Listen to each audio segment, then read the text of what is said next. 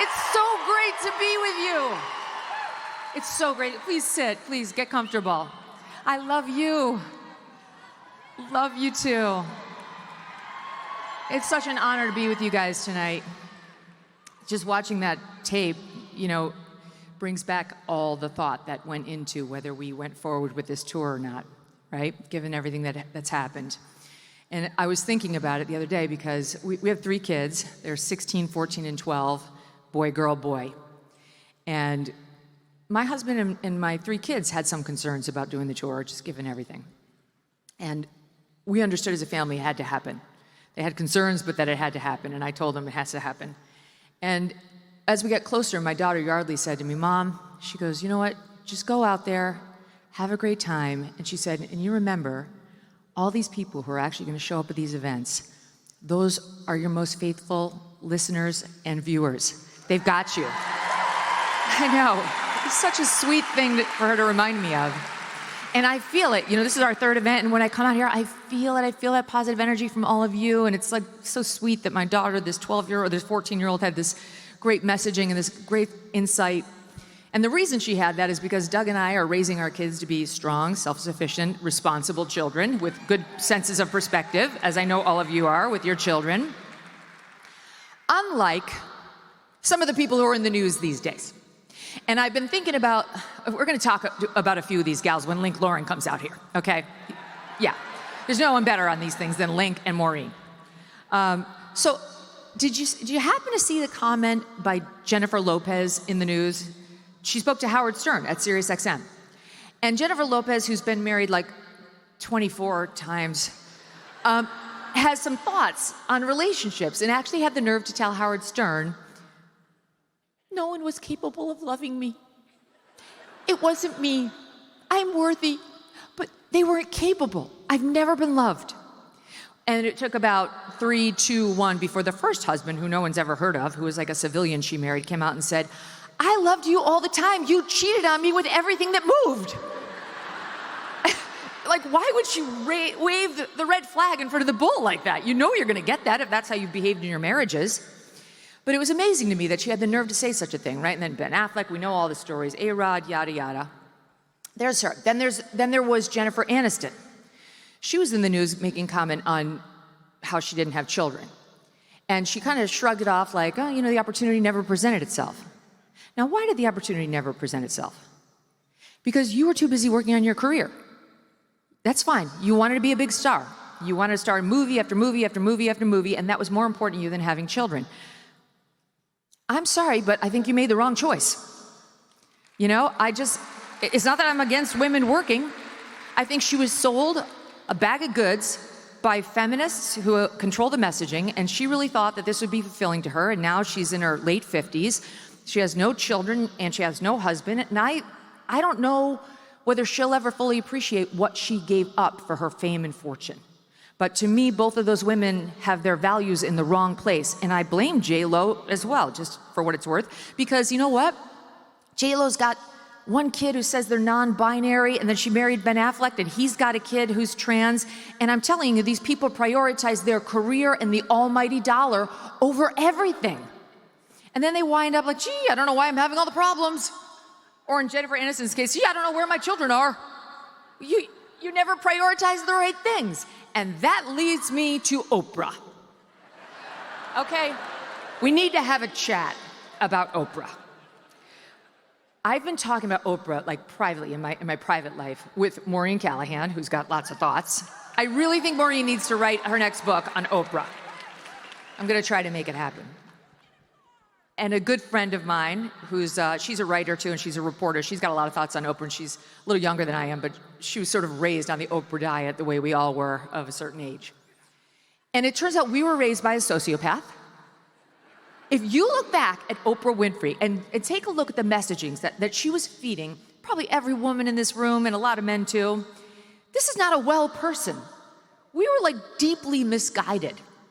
She's another one who decided, I don't know, she didn't get married, right? She and Stedman, they're not married. I don't know what's going on there. I think she might be a little closer to the astronaut. She didn't have children.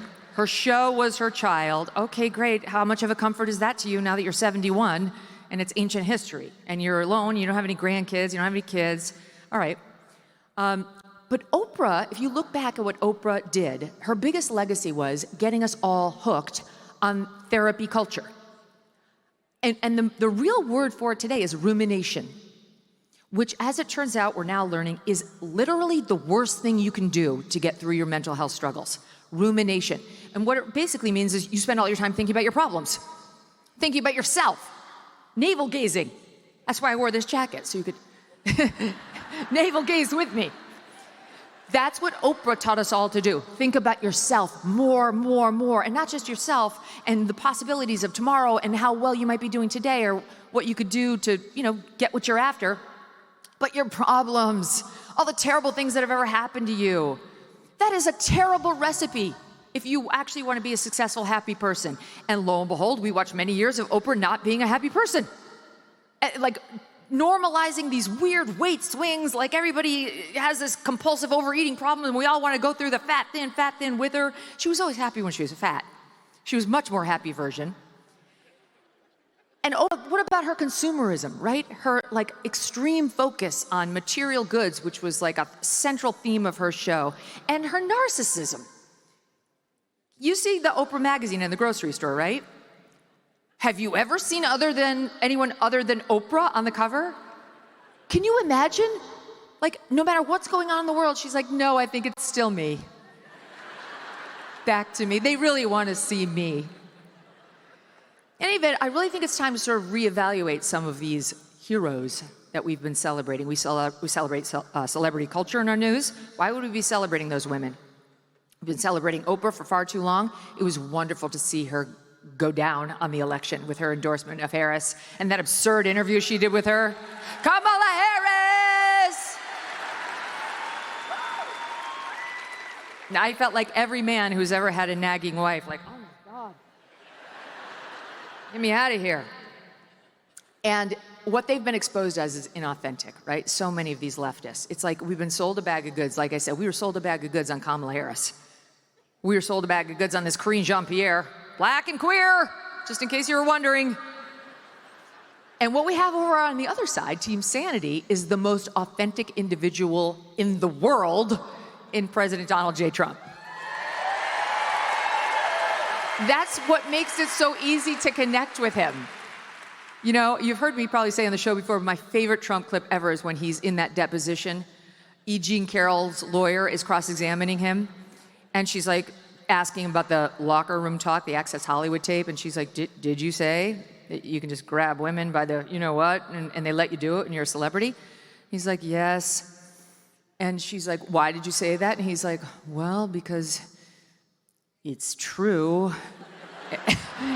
And it's been true for thousands of years, he said, unfortunately, or fortunately. And the left still looks at these moments and says, oh my God, that's going to do it. That's the end of Trump. And everybody on our side now knows that's only going to make us love him even more. Whether you agree with him, you don't agree, it's irrelevant. It's you love his humor and his authenticity. And that is one of the many reasons we are all, I think, feeling a lot more optimistic about where our country is going in this time of our Lord, 2025. So, okay, we'll talk a lot about all these people tonight, but for right now, I want to talk to you because I never get to talk to you guys. I would love to hear what's on your mind. We have some people in line. We'll do a little Q&A, and then we'll bring out our amazing cast of guests. Thank you all for lining up. Love your shirt. Thank you. Okay, so with both parties divided over the deep state, what the deep state really is, from conspiracy theory to real concerns about entrenched power, do you think we'll see true government or media transparency and accountability under Trump's term? And what would it take, and how can we get young people involved? True government, sure. We're going to see true government. We're seeing a whole bunch of true government right now. We're seeing more transparency in government than I've ever seen in my lifetime. Can you believe how many times Trump goes to the mics on a weekly basis? And you've got Karine Jean-Pierre going out there trying to say, oh, Joe Biden did speak to the people. He was basically the same as Trump. Oh, my God. The reporters in the White House press corps are complaining they can't sleep when they go on overseas trips with Trump because he's constantly awake. They're terrified to fall asleep because the 79-year-old guy up front is definitely going to want to talk to them. So we have a lot of transparency now, and the media accountability, you're seeing it. They're dying a slow and painful death in the cable channels and the broadcast channels, and it was self-inflicted. It's a beautiful thing. And for young people, you're doing it. That shirt freedom is an honor to Charlie Kirk and to Turning Point. That organization is going to save the youth of America and America itself. But spread the good word because they need helpers. Thank you. Howdy, my name is Benjamin Schrader from Hi. Austin, Texas, and I wanted to ask you about political violence. I saw it firsthand in Butler, Pennsylvania. Do you think if we beat the Democrats in the gubernatorial races in New Jersey and Virginia, that maybe they'll pull back on their rhetoric of violence and division? Thank you. Do you guys think that? No, I don't think so either. I really think the only way forward, the true answer to stopping the political violence is we need more faith in our lives. They need to find faith again. I really think like our side of the aisle has found faith and there's been a renewal in it and a resurgence in it, but we weren't really the ones who needed it to begin with. The left needs to find faith again, and not in their weird cult of wokeness, but and skin color, all of it. The Karine Jean-Pierre thing is a joke, but it's also real. Like her side of the aisle really does value those things. They need to find God. They need to find a true religion and something higher than themselves to connect to, which is kind of what stops us all from behaving badly. That sense of moral responsibility and sin and consequences and living a faith-driven life. So that's the real answer, but I will say what we can do here, in addition to trying to spread that, is we can speak up. It's what I've been saying, all along.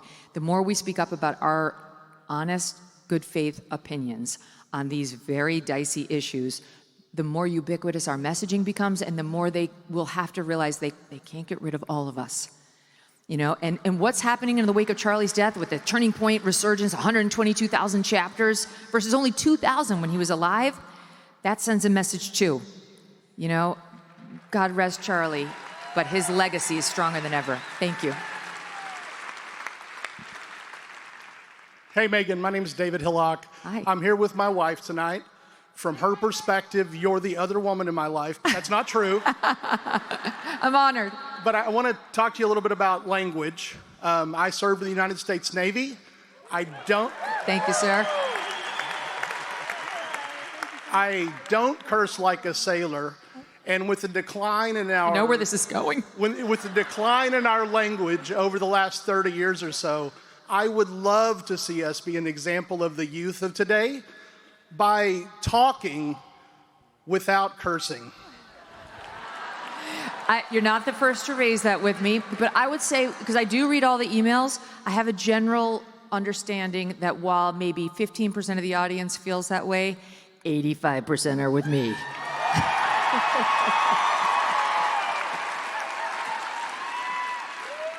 I can't help it. I practiced law for 10 years. I come by it honestly. Plus, my Nana, who died at 101, she swore like a sailor. So, it's an homage, you could argue. Hi there. Hi.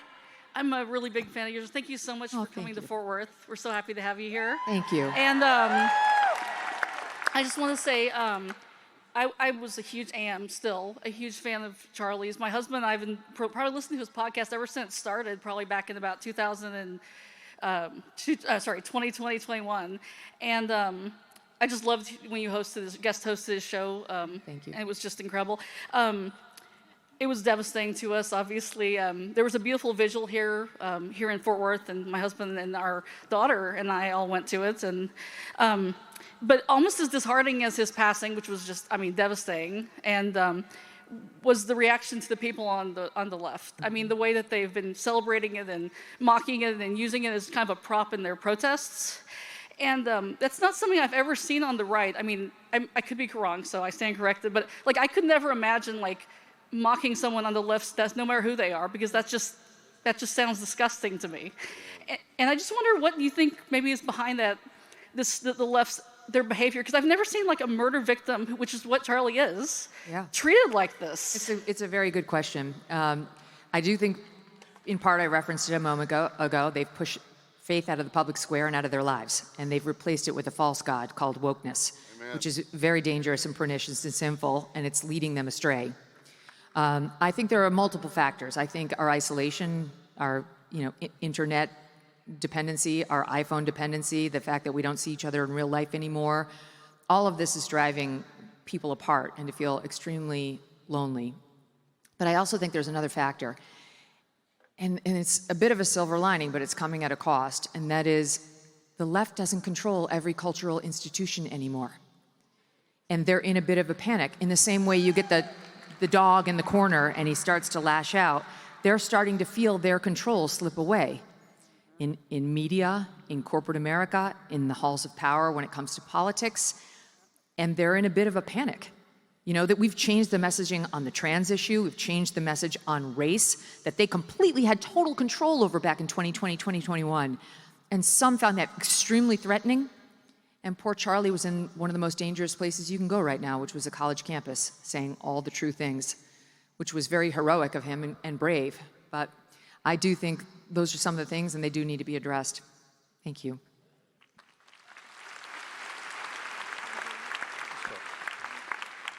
Hello. Hi. Hi. I'm here with my dad. We talk about you every day. I just have to say. Thank you.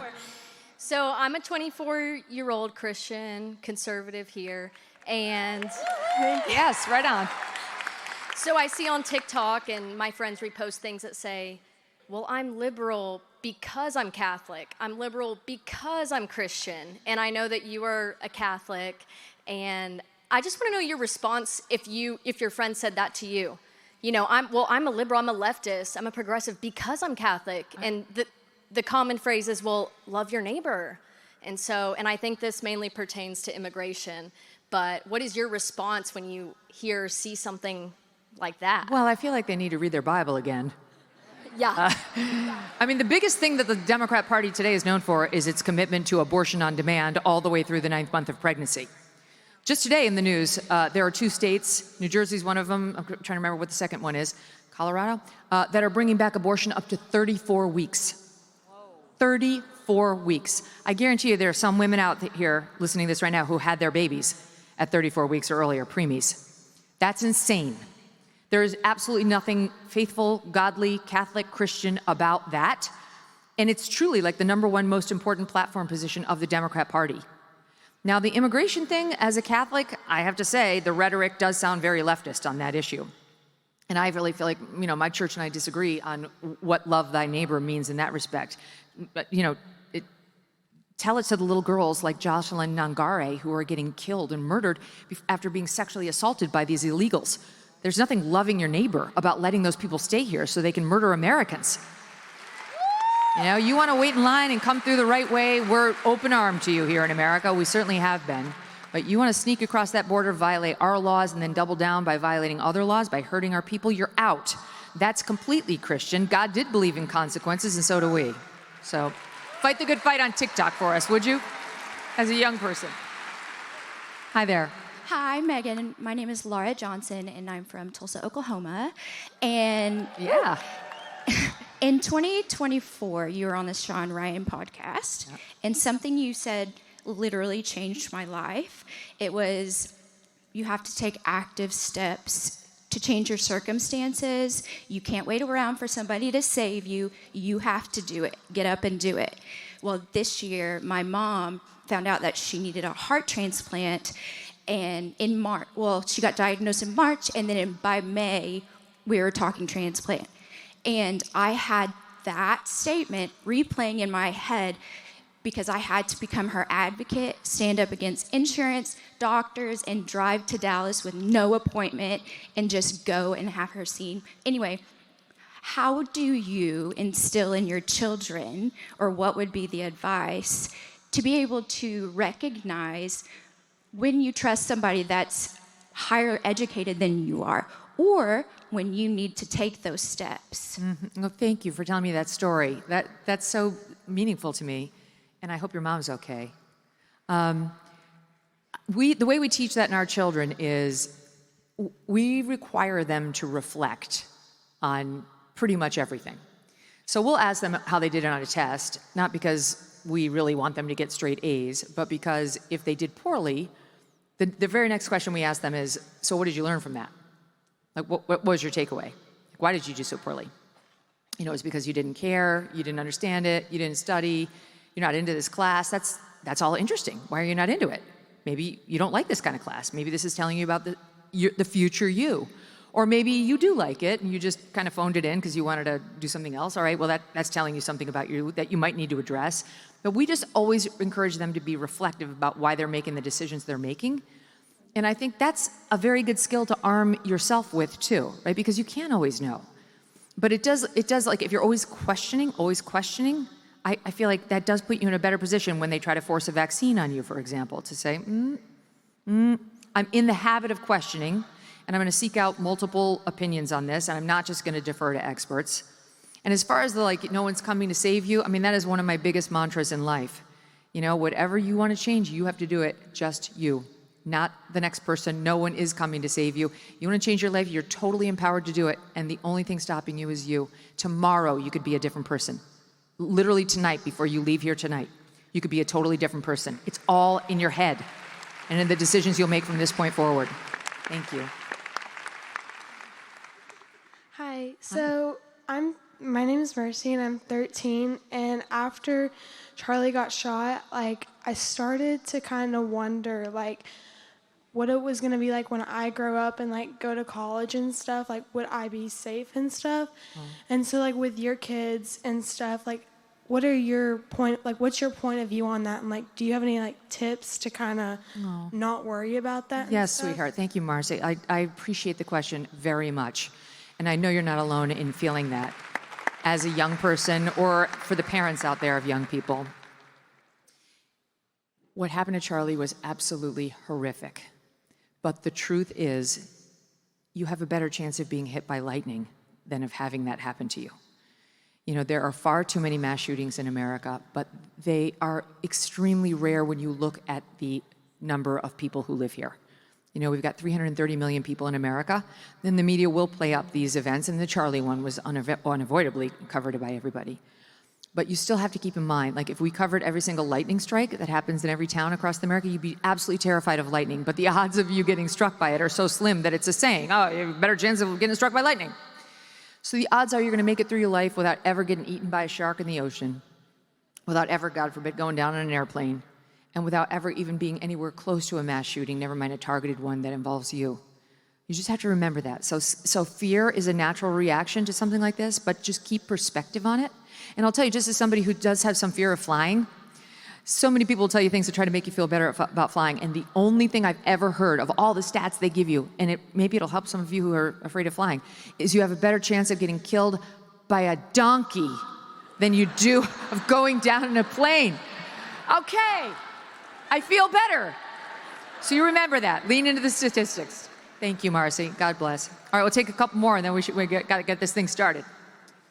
Hi, Megan. Hi there. So we are trying to start a Turning Point chapter at Weatherford College. Great. Yes. And we have lost we haven't actually had any support from the on-campus ministries, like the college ministries. Shocked. And so you got any advice for us for that? Yeah. Keep trying. Do not take no for an answer. Do not take no for an answer. And by the way, Turning Point has this thing.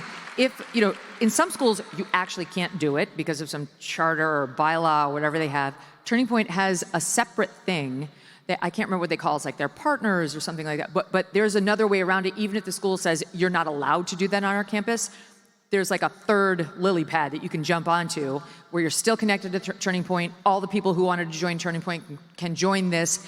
In other words, they can't stop you. So don't take no for an answer. It's too important, and Turning Point truly is part of the integral answer to our problem right now. And the only way to have our say on the assassin and those who cheered Charlie's murder is to make Turning Point bigger and more powerful than it was ever going to be. So do not take no for an answer. Those people saying no to you didn't understand Turning Point or Charlie. Go ahead, sir. I have to say I'm a little disappointed. My wife said we were coming to see Carrie Underwood. We love you. So, thank you. As an enlisted Marine, I have to disagree with my Navy brother. I love thank you. Your visceral honesty. It's got to come naturally. I'm a first-generation American. I came here because I love America. I enlisted in the Marine Corps. I became a citizen. Thank you. But I think we can... Yes. I think we can all agree that immigrants don't commit crimes at the same rate as Americans because we wanted to come here, because we love America. But I think in 2020, things changed. It changed a lot. And whenever conservatives are trying to say, hey, this is a problem. Illegal immigrants, you brought up Jocelyn Nangari. Yeah. Illegal immigrants are killing people, they're raping people, and that's a problem. The left is always trying to say, well, studies show, in other words, studies prove that immigrants are committing crimes at a lower rate than Americans. Have you looked at those studies? Do you know the last year that they took data for those studies? I don't, and I don't care. 2020. I mean, my bottom line in response to that has been, in this entire time that we've been arguing over it, the last 5 years and beyond, we have to take the Americans. We're stuck with them. I agree. Those are our losers. We don't have to take losers from another country. I mean, good Lord, let Venezuelans be Venezuela's problem. So I totally reject that. Bill Maher and I got into this, and it was like,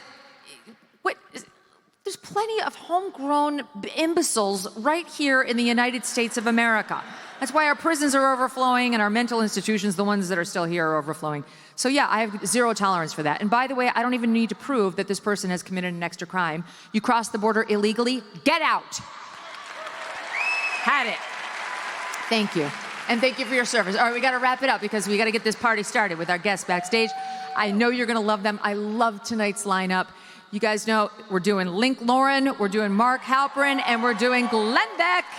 So here's what we're going to do. Got a little tiny little sizzle reel, which I'm going to show you in 1 second, but let me just give you 1 minute on Link Lauren, okay? Link came out of nowhere. He's from Dallas. Yeah, he's a hometown boy. And Link started doing social media commentary and just had a special way of like getting up and down on these subjects that grabbed the attention of tons of social media fans. And then the next thing you knew, RFKJ's campaign found him. And in about 2 minutes, he became a senior campaign advisor to a presidential candidate with a last name Kennedy. That, of course, didn't wind up going all the way to the end, but Link became a star. And shortly after that, we picked him up for our MK Media Podcast Network, and he now hosts Spot On with Link Lauren, which is crushing it.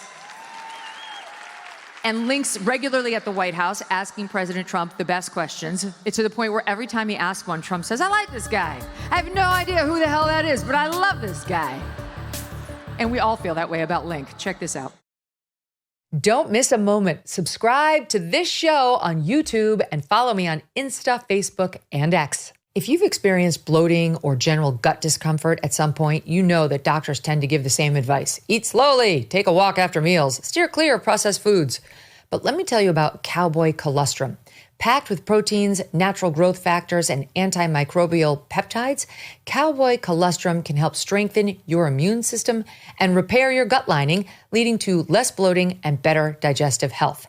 They use high-quality ingredients sourced 100% from American grass-fed cows. Just add a 3-gram scoop of their chocolate, vanilla, or strawberry flavor to your coffee or smoothie, and you're good to go.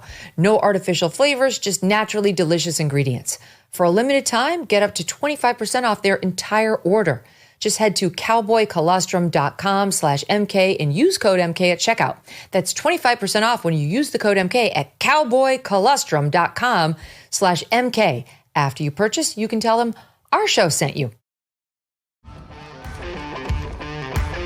I identity politics is so passé. People say, because of how you are, you should think a certain way, vote a certain way, you should do this. Hell no, I'm gonna vote for my best interest and do what I want. And this is why Trump won in a historic landslide, because he said enough is enough with the woke nonsense. The thing with Meghan Markle is, it was like watching a woman in an insane asylum, but they're letting her kind of do arts and crafts where she can't hurt herself. AOC is not excellent. She's not a genius. Ted Kennedy didn't just hire her years ago to be his intern because she was so brilliant. She has big breast, cute face, she's Latina. She has no accomplishments. Jill Biden, she is going to go down as one of the most unlikable women in politics. She is like the Regina George of Washington, D.C.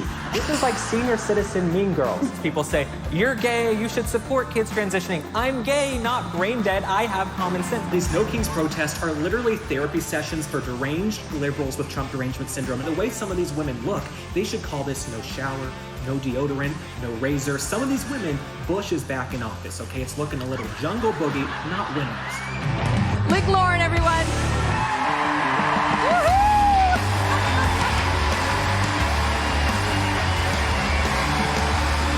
Hi, thank you for having me. Great to have you. So exciting. I'm so excited.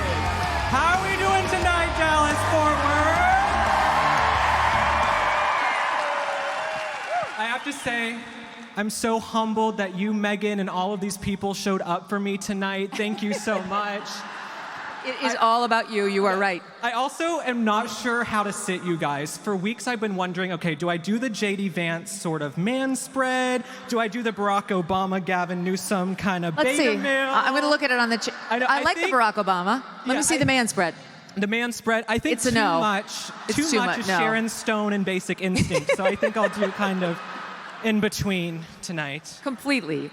Now, did you hear my comments on J-Lo?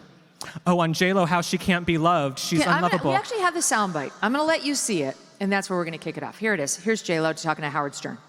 Do you think you've truly been loved? No. No. And do you think you really have experienced loving someone? Yes. You have? Yeah. And when you can't get that love back, What I learned, it's not that I'm not lovable, it's that they're not capable. they can't love. They don't have it in them. They They have no- need to appreciate the little person inside of them. They have little need to to love give. them. Yeah. You've been in a relationship with And they gave me what they had. Right, but They it's gave not me enough. all of it, every time. But it's this much. It's All the little bit. rings, all the things I could ever want. Right. They tried to give me the houses, the rings, the marriage, all of it. But They didn't love you they didn't, and didn't know you. and I didn't love myself. Oh, the acting, the drama. I have to say, I know Howard has gone very woke, but that was a stroke of genius because he knows what a fool she sounds like there. He's walking her right into it. He's done a million of these celebrity interviews. Only she thinks he's sincere and is actually searching to understand her love history. And the nerve of this woman to say none of them was capable of actually loving me. Well, she reminds me of that friend who always blames everyone else for their problems. Like, you always have a problem with someone else. You might be the problem, Jennifer Lopez. And let's be honest, she's been passed around like a hot potato for years. Okay, she's been engaged and married, then she gets engaged to the same guy. I mean, they literally call her Ginny from the block. I don't think that's a compliment. You know what I'm saying? Double so I think entendre. she's the problem. She might be the issue. All right, I got another one for you. Okay. Kim Kardashian is in the news.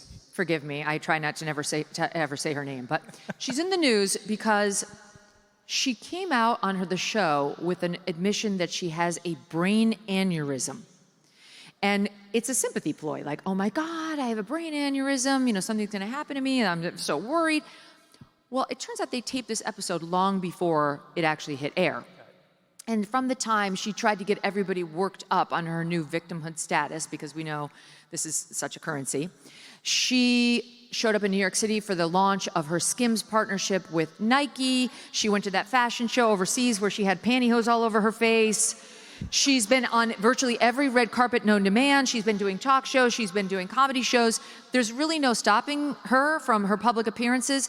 And as it turns out, the brain aneurysm is like some teeny tiny little vein thing that virtually everybody has, and it's really not a big deal. It just needs to be monitored from time to time. She just played it up because she, like so many of these celebrities, wants to lean into victimhood status. So your thoughts on whether we should be moved by Kim's story. I almost had a brain aneurysm watching when she was selling the Merkins last week, when she was selling those fake bush panties. I'm like, oh, I'm too gay With the for fur? this. Like Yes, that- with yeah. the fur. Yeah. I will say she did have like a red curly one for little orphan Annie. I thought that was generous. She had a red one for Lindsay Lohan. I thought that was nice. But yeah, no, Kim Kardashian. I mean, I have to say, having grown up in the 70s, I don't remember it ever going that far. I said Bush is back in office, honey, with that. Anheuser-Busch, Jenna Bush Hager. Okay, there was a lot of Bush going on. So no, I don't give a shit about Kim Kardashian. I think, honestly, Kim Kardashian, you guys, she has built a career and made billions of dollars off of giving women body dysmorphia. Yes. When Kim came into the game, everybody had to get a big ass. So girls went out there and they put themselves in harmful situations to get big asses. They went to foreign countries, they got injections. Now all the Kardashians are on Ozempic. What are those girls supposed to do from around the way who went and got big asses? Yes. So yeah, they've just built this career off of giving women body dysmorphia. And then with the fake Bush panties, so you spend millions of dollars on laser hair removal to just drop a merkin? That's a scam right there. That's a scam. And a scandal, really. It's true. Now she's got sheets over her head like frickin' Islam or something. I don't know what's going on with her. Oh, it's all the rage in New York City. Let's talk about Michelle Obama. Michelle Obama just, I know you're all watching her podcast. You're the ones. Michelle Obama wants you to feel very sorry for her because it's very hard being Michelle Obama. Everybody wants a piece of Michelle. It's very hard to be so famous. Michael, Big Mike, that's what they're saying. I will say she might have more testosterone than me, that bitch, honestly. Honestly, she might be packing more than me, that whore. Okay, so she's upset Sorry, because it's guys. hard to be so famous. And she's upset because it was very expensive to live in the White House. They had to pay for their own food. Who has to pay for their own food? What kind of world is this? And just as soon as you start working up your sympathy glands for Michelle Obama, you see her just recently out on Steven Spielberg's yacht, cruising around the Mediterranean, while she literally wants you to feel sorry for her. So do you? No, do I feel sorry for Michelle Obama? Hell no. I have this place where I send women I call the unbearables, the insufferable. I send them in my mind to a place called Bitch Island, okay? I want to send Michelle Obama to Bitch Island, Meghan Markle, Kathy Griffin. That's where I send them in my mind. The women of The View. Rosie, they could host the show on Bitch Island. But Michelle Obama, right? She comes from humble beginnings, and it's always the people who say they came from humble beginnings that forget so quickly. Like she says she grew up on the south side of Chicago. She's a round-the-way girl. She's Michelle from the block. She's Michelle from the block. But then she's like, can you believe I had to pay for my own caviar in the White House? And I'm like, what? People are starving. We have an invasion at the border. I can't even take her seriously, Michelle Obama. But it's always this victim card. And I think on the left, these Democratic elites have realized playing the victim card is profitable. It gets you views. It gets people tuning in. But we're just all tired of it. We're so tired of it. Is Katie Porter on Bitch Island? No, I am Katie Porter's #1 fan. Now, I need her to do more interviews with the Helga Oktoberfest haircut. I need Katie Porter. Look, I'm not in a position to opine on hair, I get it. But listen, Katie Porter, that woman, she looks like those women in the circus who could like lift 500 pounds, Katie Porter. He's not wrong. Right. So I need Katie Porter out there more. I'm really into her. The more interviews, the better with Katie Porter, Yes, right? 100%. Keep her talking like Kamala Harris. Keep her on the road every time she opens her mouth. It's a gift. It's a gift to us. She might. We have news about that. We'll talk about it in a minute with Mark Halperin on Kamala Harris. Stand by. So yeah, I love Katie Porter because the funny thing for me in watching all those clips is I understood her anger. Like when the staffer got in the back of the shot, you know, it was like, get out of the fucking shot. It was like, the person was in the shot. I would have been like, Abby, get out of there. But I would have said it lovingly, you know, harshly but lovingly. There's a way. You shouldn't swear at your employees is a bad habit. On camera. Yeah. But now the ex-husband's coming out on camera. That's always bad. The ex-husband's now coming out saying she was a master manipulator. And now I'm like, all right, well, this is getting a little really interesting, but also untoward because should we really be taking the ex-husband's word? I do, but should we be? Oh, God, I don't have any ex-husbands in the audience tonight, do I? No, I don't know if we should take his word. I heard that she poured a scalding cauldron of potatoes on his head, and that's when I knew I loved her. When she poured a scalding cauldron of potatoes on her husband's head, I said, oh, this woman's interesting. Allegedly. Allegedly. Kamala Harris, I hear you've been enjoying her book tour. Is it just me, or is Kamala Harris's book tour going longer than the campaign? Like, it's going longer and longer and longer. And I have these nicknames for Kamala. I call her Cabernet Kamala. I call her Kamalamity. I think the sequel... Yeah, I think the sequel to 107 Days should be 12 Steps, maybe. I think Bill W. could be the co-author, and if that offended you, call your sponsor. You can do the foreword. Yeah, I can do the foreword. But yeah, no, Kamala Harris, I hope this book tour continues. I want her to run. And what's interesting, in this book, Kamala Harris talks about choosing her running mate. And she says, I did not choose Pete Buttigieg because he was gay. And I thought, okay, you don't choose Pete Buttigieg because he's gay, but then you choose Tim Walz, the gayest man in captivity. Okay, Tim Walz, Mr. Jazz Hands, he walks into every room like Bob Fosse. Okay, sorry to get heated. But Tim Walz, this man with a questionable internet search history. Okay, I was speaking to a room of gays last week. I was speaking to a room of gay Republicans. Room of gays. Yeah. I said, who do you think has slept with more men? Everyone in this room combined or Tim Walz? Okay, there is something going on there. And they said, we chose Tim Walz because he's the pinnacle of masculinity. I said, no, Michelle Obama is in your party. Not Tim Walz. He could use a few more testosterone. I mean, really, like the thing with the camo hat was too much. When he couldn't load the gun, I mean, you people down in Texas must have been horrified. We were down in Texas, Doug and I, about a couple years ago with a bunch of friends, and we were going to go motorbike riding, like dirt bike riding in the woods. It was like midnight, and it was dark, and we were going up to the woods. There were like 15 of us on these motorbikes, and it was summer, so everybody had on shorts and a T-shirt, and our host looked around and he says, is anybody carrying? I'm like, carrying? We're wearing like tiny shirts and shorts. And literally every man was like, I am. Yes. Like, I'm in Texas. I'm not in New York anymore. Yeah, I think some of my... I never felt so safe in my life. If anyone tries to F with us tonight, we got some Texas patriots in the audience. Yes. I think we're good. God bless Texas. Don't mess with it. Although they are trying to mess with it. What's with Austin? Oh. Yeah. I don't get it. I see my MAGA ladies on the front row right here. I got my Trump ladies. Now, who did you vote for in the Trump cast? I love it. I mean, we did get Jasmine Crockett. Oh, y'all heard of this woman, Jasmine Crockett? Okay. Jasmine Crockett, to me, is just appealing to the lowest common denominator at this point. I mean, she's become one of the most uncouth and articulate women in politics, and it's all a caricature.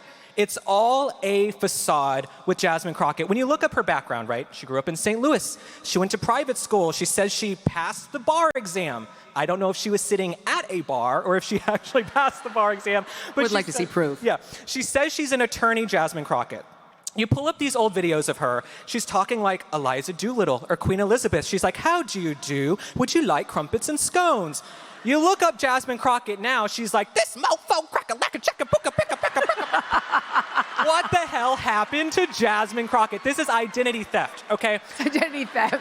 But the Democrats, okay, this is why I can't stand the Democrats. We got some characters on the right. We love Trump. We've got big personalities. But the Democrats are a bunch of overgrown theater kids. They don't want to work. They want to twerk and post dancing videos and sing.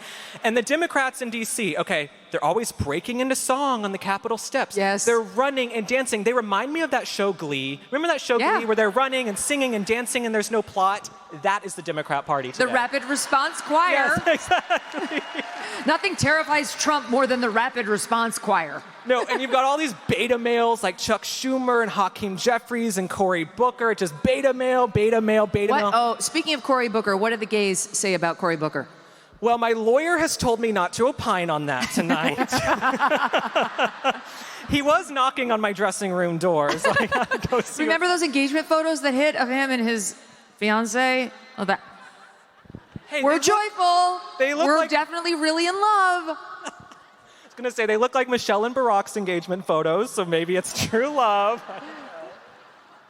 Unclear. All right, so I did read in my avid following of Spot On that you are really happy for George Clooney, who has found Italy just too tough an environment in which to raise his children. At Lake Como is really unfortunate, I guess, and now has moved to France because he wants his kids to grow up in a place that's not obsessed with celebrity culture.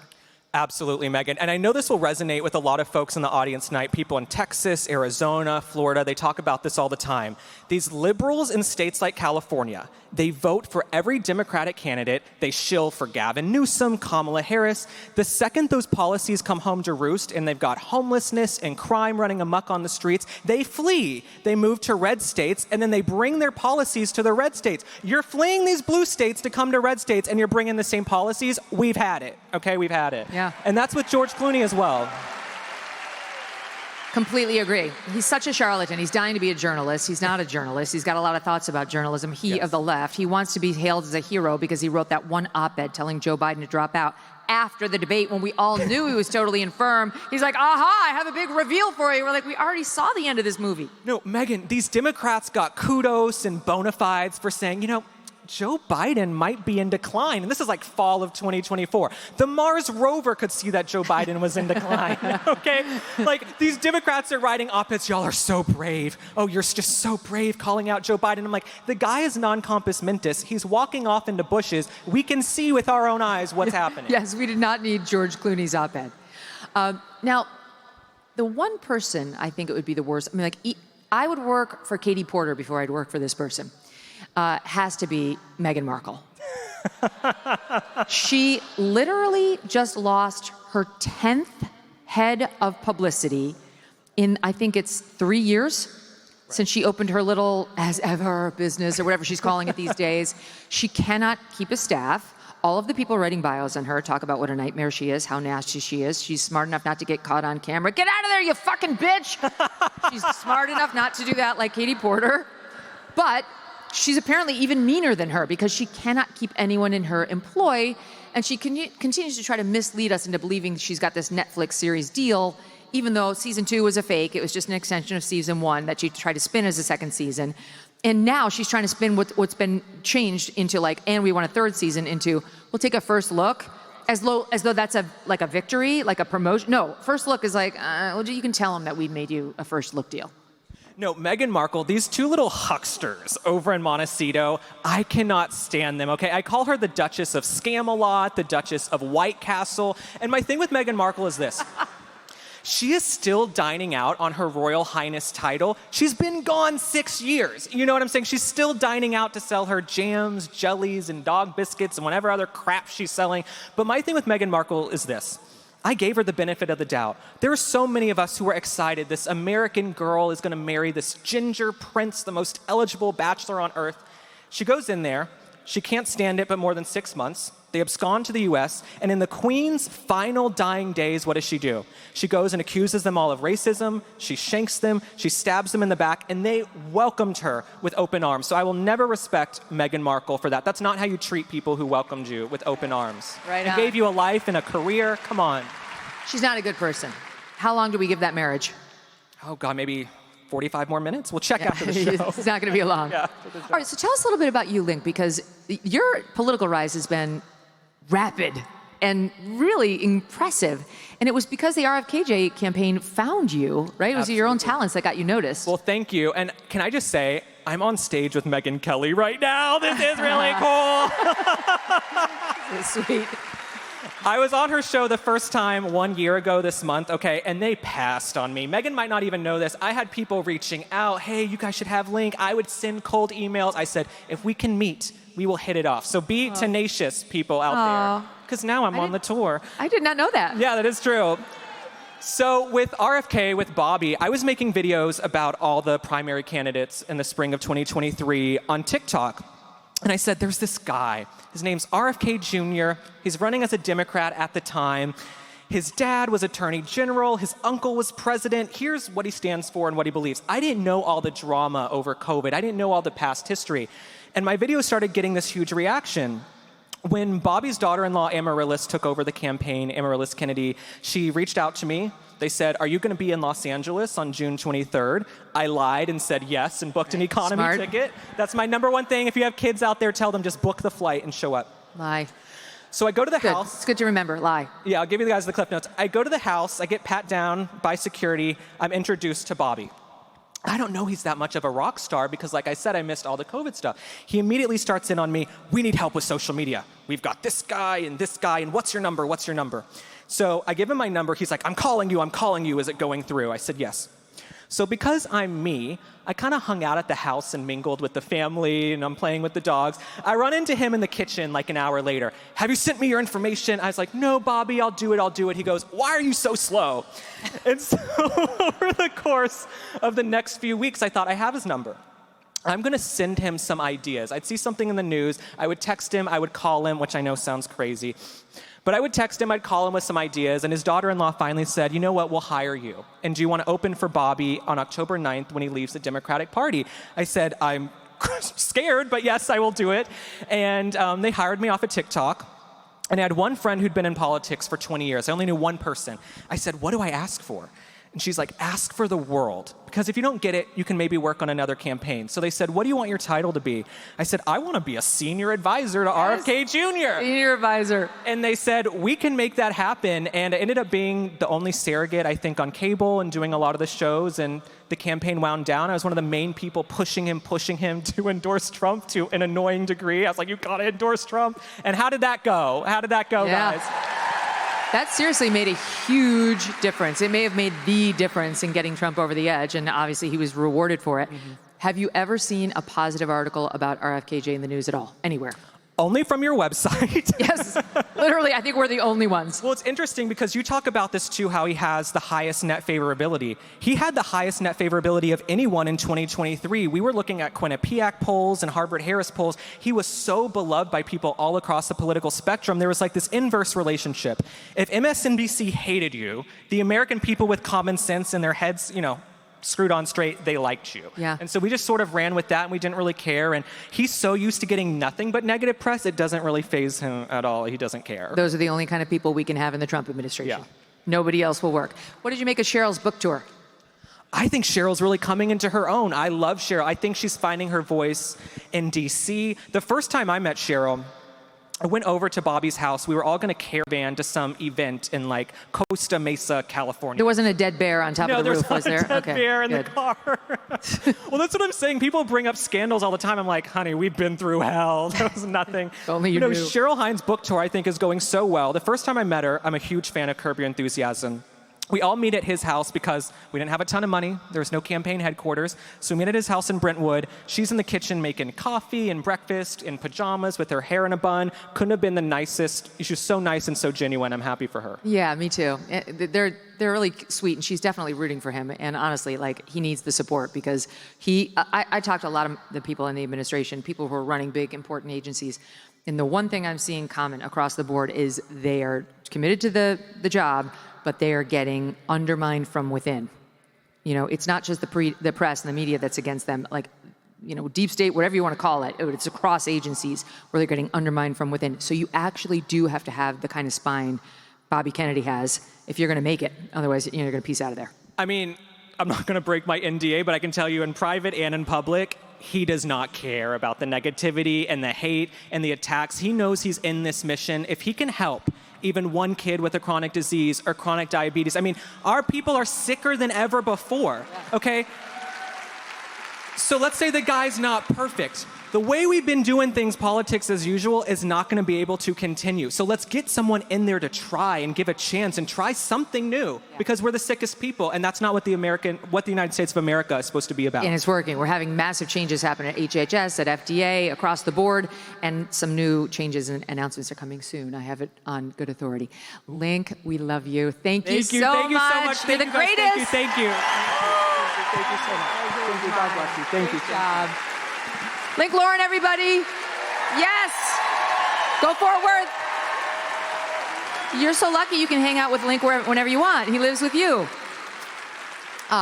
You can see why we hired him, right? Yeah. Got a lot of people who wanted to be part of MK Media, and there were a few who rose to the top immediately we knew we wanted, and that includes my next guest. Mark Halperin has basically run pretty much every news organization of respect that you've ever heard of over the past 30 years. From Time Magazine, and he was a contributor at MSNBC back before they lost their minds. MSNBC, back like when I started at Fox in 2004, used to be normal. When Dan Abrams was running it, they were like normal. Their commitment was to doing regular news. It wasn't to doing hard left stuff. And Mark was there for many years. And then he rose to the top of ABC News, running all politics there and news coverage, and was sort of the god of that. Then eventually became the executive producer and creator of the show The Circus on Showtime. There's a lot that you have consumed in the news media that you may not even realize started at the hand of Mark Halperin and his good reporting or his instincts to send reporters out to go get the story. And he is totally and utterly fearless when doing that. He, as you may remember, was the reporter who broke that Joe Biden was not going to make it, that he was going to be stepping down. He was one of the few who sat on MSNBC on election night 2016 saying there is a very clear path for Donald Trump to win this, when everyone around him had their jaws dropped and looked at him like he had 3 heads, saying, "What are you talking about, you moron?" And he stuck to his guns. He's an honest, great reporter. Here's a little look at Mark Halperin.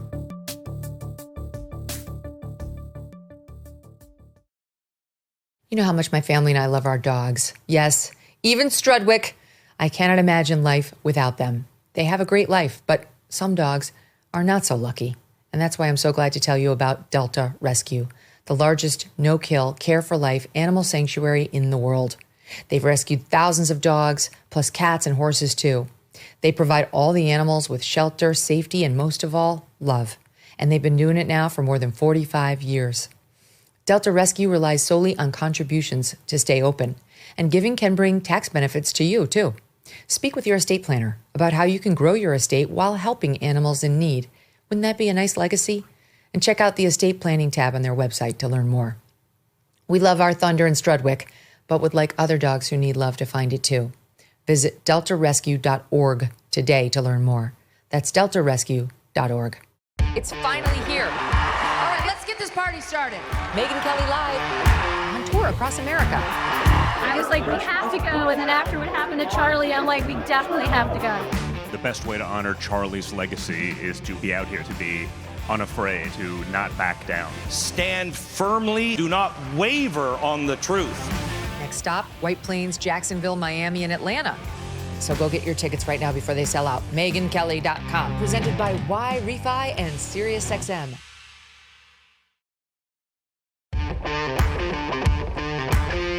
This is a massive story. Democrats losing support from voters of color, from younger voters. Massive. The Democrats are still addicted to 2 things: hating Trump, and they're addicted to being protected by the legacy media. They're still afraid of the base of the party. They're afraid to go there. CBS News has been somewhere between irrelevant and a joke. They've been way too liberal, and they've not been part of the conversation. I'm hungry. I could use some salad. I've got it for you right here. One of the reasons I wrote this book, Rachel, is there are actually a number of reasons. Please, I would like a light vinaigrette. Charlie must be demonized in death because he's close to Trump, because that's the only way they think. They don't know what a threat he is. He was literally an historic figure, but they don't know. They're so, it's just like they've underestimated MAGA for 10 years. I think this could change the entire midterms. Yeah. Mark Halperin, everybody. Come on out, Mark. Woo!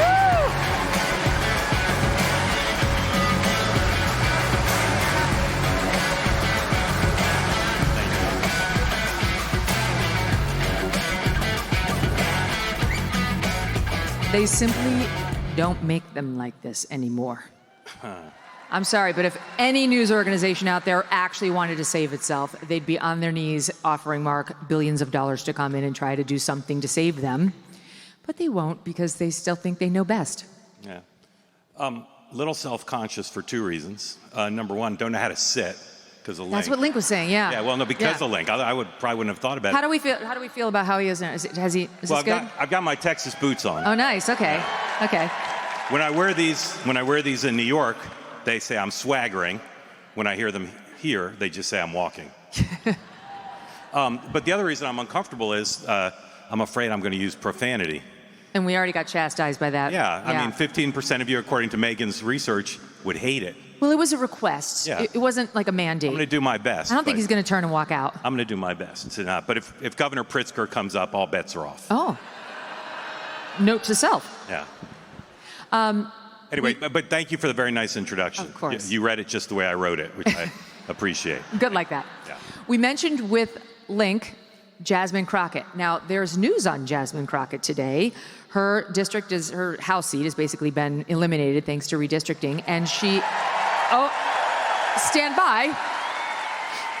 She's now threatening to torture us some more by possibly running for Senate. Yeah. So all of you can be represented by her, not just some of you. How do we like her chances? Not great, although, it's hard to say that any Democrat running statewide in Texas has a great chance because we're looking at several decades of failure. But she could be the nominee.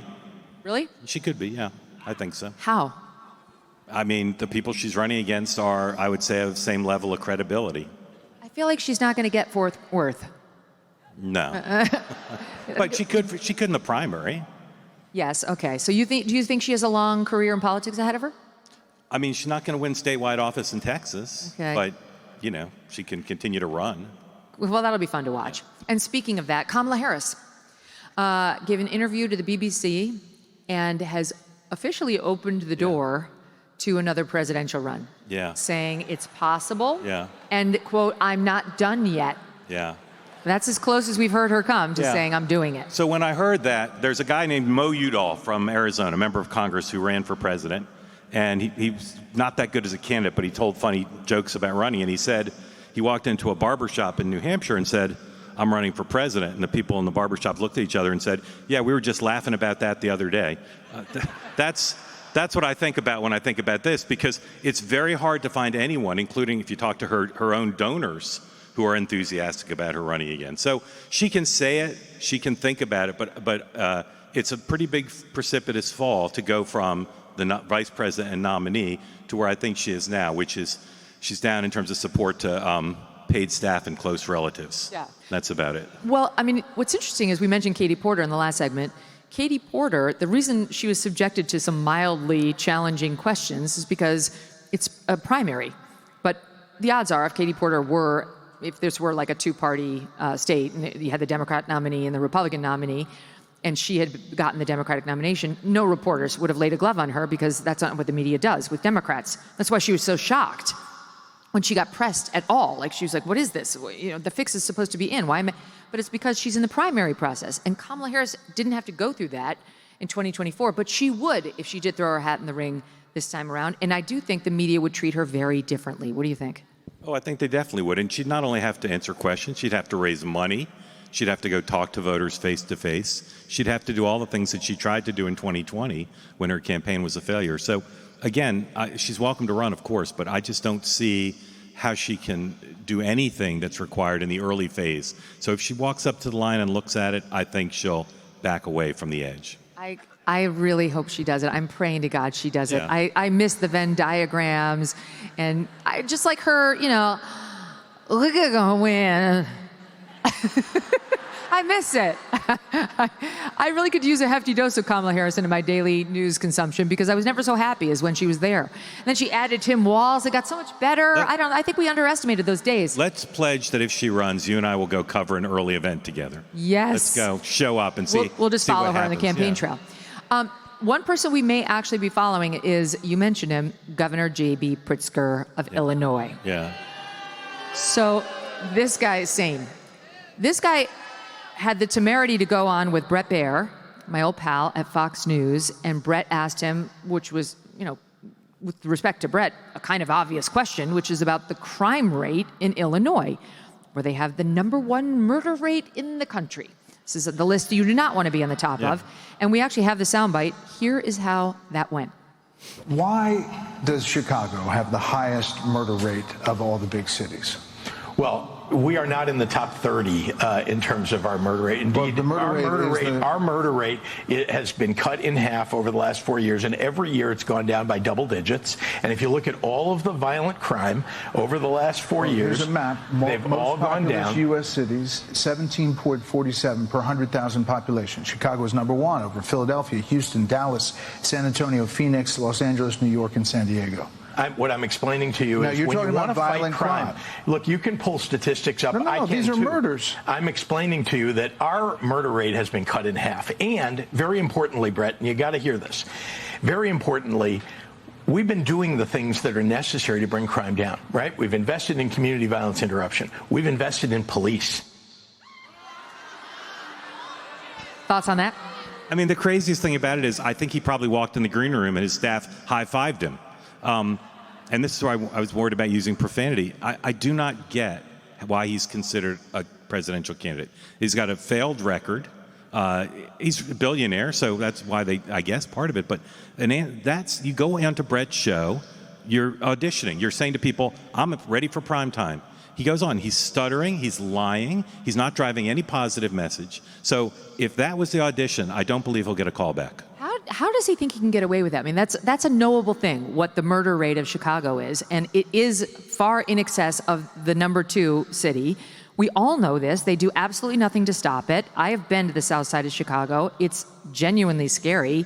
They will kill each other just for crossing over into the wrong block. The one block is controlled by a black gang, the next block is controlled by a Hispanic gang, and mothers live in fear that their kids are not going to have it figured out. A lot of these boys are fatherless. Like, that community's been totally abandoned by J.B. Pritzker and the left entirely. They won't even acknowledge this. They think it's all black men dying at the hands of racist white cops. So once again, you actually see the live example of him ignoring it. The only thing I can think of is he's inspired by George Costanza on Seinfeld, where George quit but then pretended he didn't. He's just going to brazen his way through and say, no, those aren't the stats. And again, if you're going to sit with Brett or with you or with me, like, prepare. This is not a normal interview where they're just going to ask easy question and move on. So I say again, if that's the way he thinks he can approach a big interview, I'm tripling down on saying he's not going to be a serious candidate, the way he appears to triple down on cheeseburgers. Although clearly he's on the shot. Do we agree that Pritzker's on the shot right now? Yeah. Or suddenly he's developed iron discipline. One or the other. He's totally on the shot. Yeah. I think it's smart because you cannot be a morbidly obese presidential candidate. Like, it doesn't work. You have to be kind of tall and you have to be on the thin side. You can be a little hefty, but you cannot be morbidly obese like he was a couple months ago. They have an inordinate number in their field of short and or fat candidates. So they have to figure that out. There's a shot for the fat. There's not much for the short. Lifts. It's part of being a Democrat. Texas boots, but that's only one more inch. Okay, so if not Pritzker and not Harris, then who? Every cycle I've covered, and I've covered everyone since '88. At this point in the cycle, I could tell you who I think is going to be nominated and who I think the next 2 are. This is roulette. There's really not a strong candidate in this field. And it's not a matter of, being biased against them, because I'm not. It's not a matter of it's too soon to evaluate, because the people who win the presidency are touted as great candidates forever. With the exception of Joe Biden, everyone who's won has been touted in the modern era, has been touted as that person probably someday be a great candidate for president. Both Bushes, Clinton, Obama, Trump. There's no one like that. There's no one. So my grandfather grew up in a Polish village, and he was 5'6", but he was the tallest man in the village. So someone will be the tallest man or woman in the village, but they're going to be 5'6". Yes. Now let's talk about GOP. Is it JD? Because whenever Trump gets asked this question, he says, yeah, JD, yes, or Marco. He always throws Marco in there, who we love. But is there realistically any way that Marco gets it over JD? Let's do a survey of the audience. I'm going to ask you all to vote by show of hands. If you're uncomfortable voting in front of the others, you can close your eyes as you vote.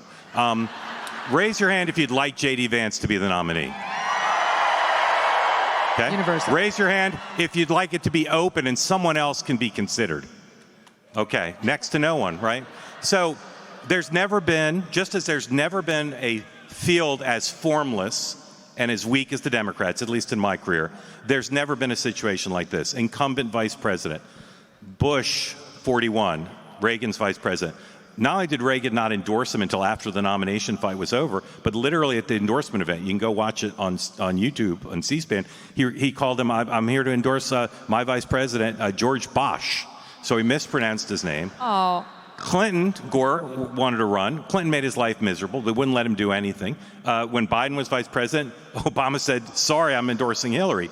We've never had an incumbent vice president with the full support to do all the things he does. Overseas trips, domestic trips, political operation, finance chair of the Republican National Committee. So for those of you, many, who raised your hand about wanting JD Vance, I think he'll be endorsed by Trump.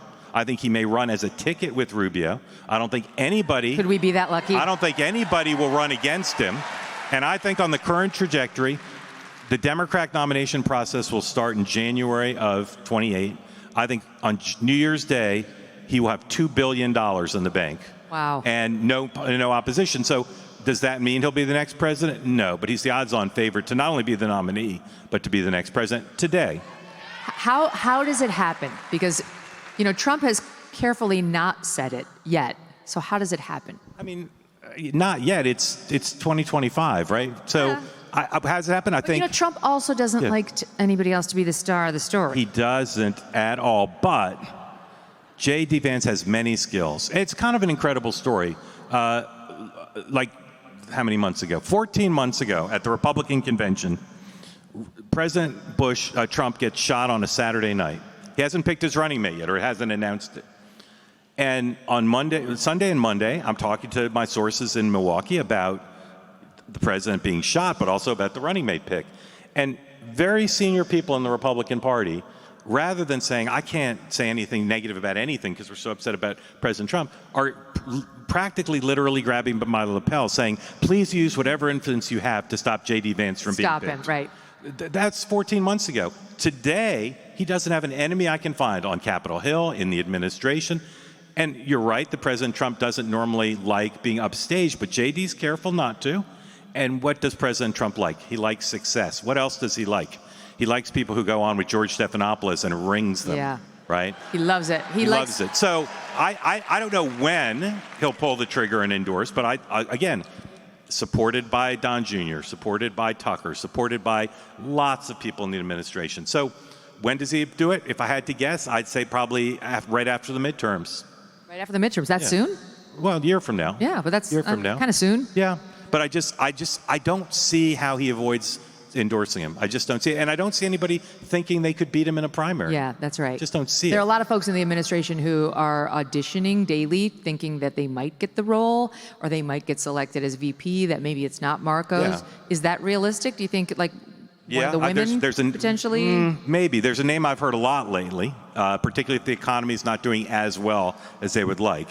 Ladies and gentlemen, how do you feel about Vice President Scott Bessent? They don't feel that great about Not it. that great about it. I've heard that lately, and Scott Bessent is an ambitious guy, but I think it'll be Marco. But again, current trajectory. I think it'll be Marco too. But Yeah. there's the Trump administration has Kristi Noem, they have Tulsi, and they have Pam Bondi. Yeah. And I have been told that all three are very ambitious.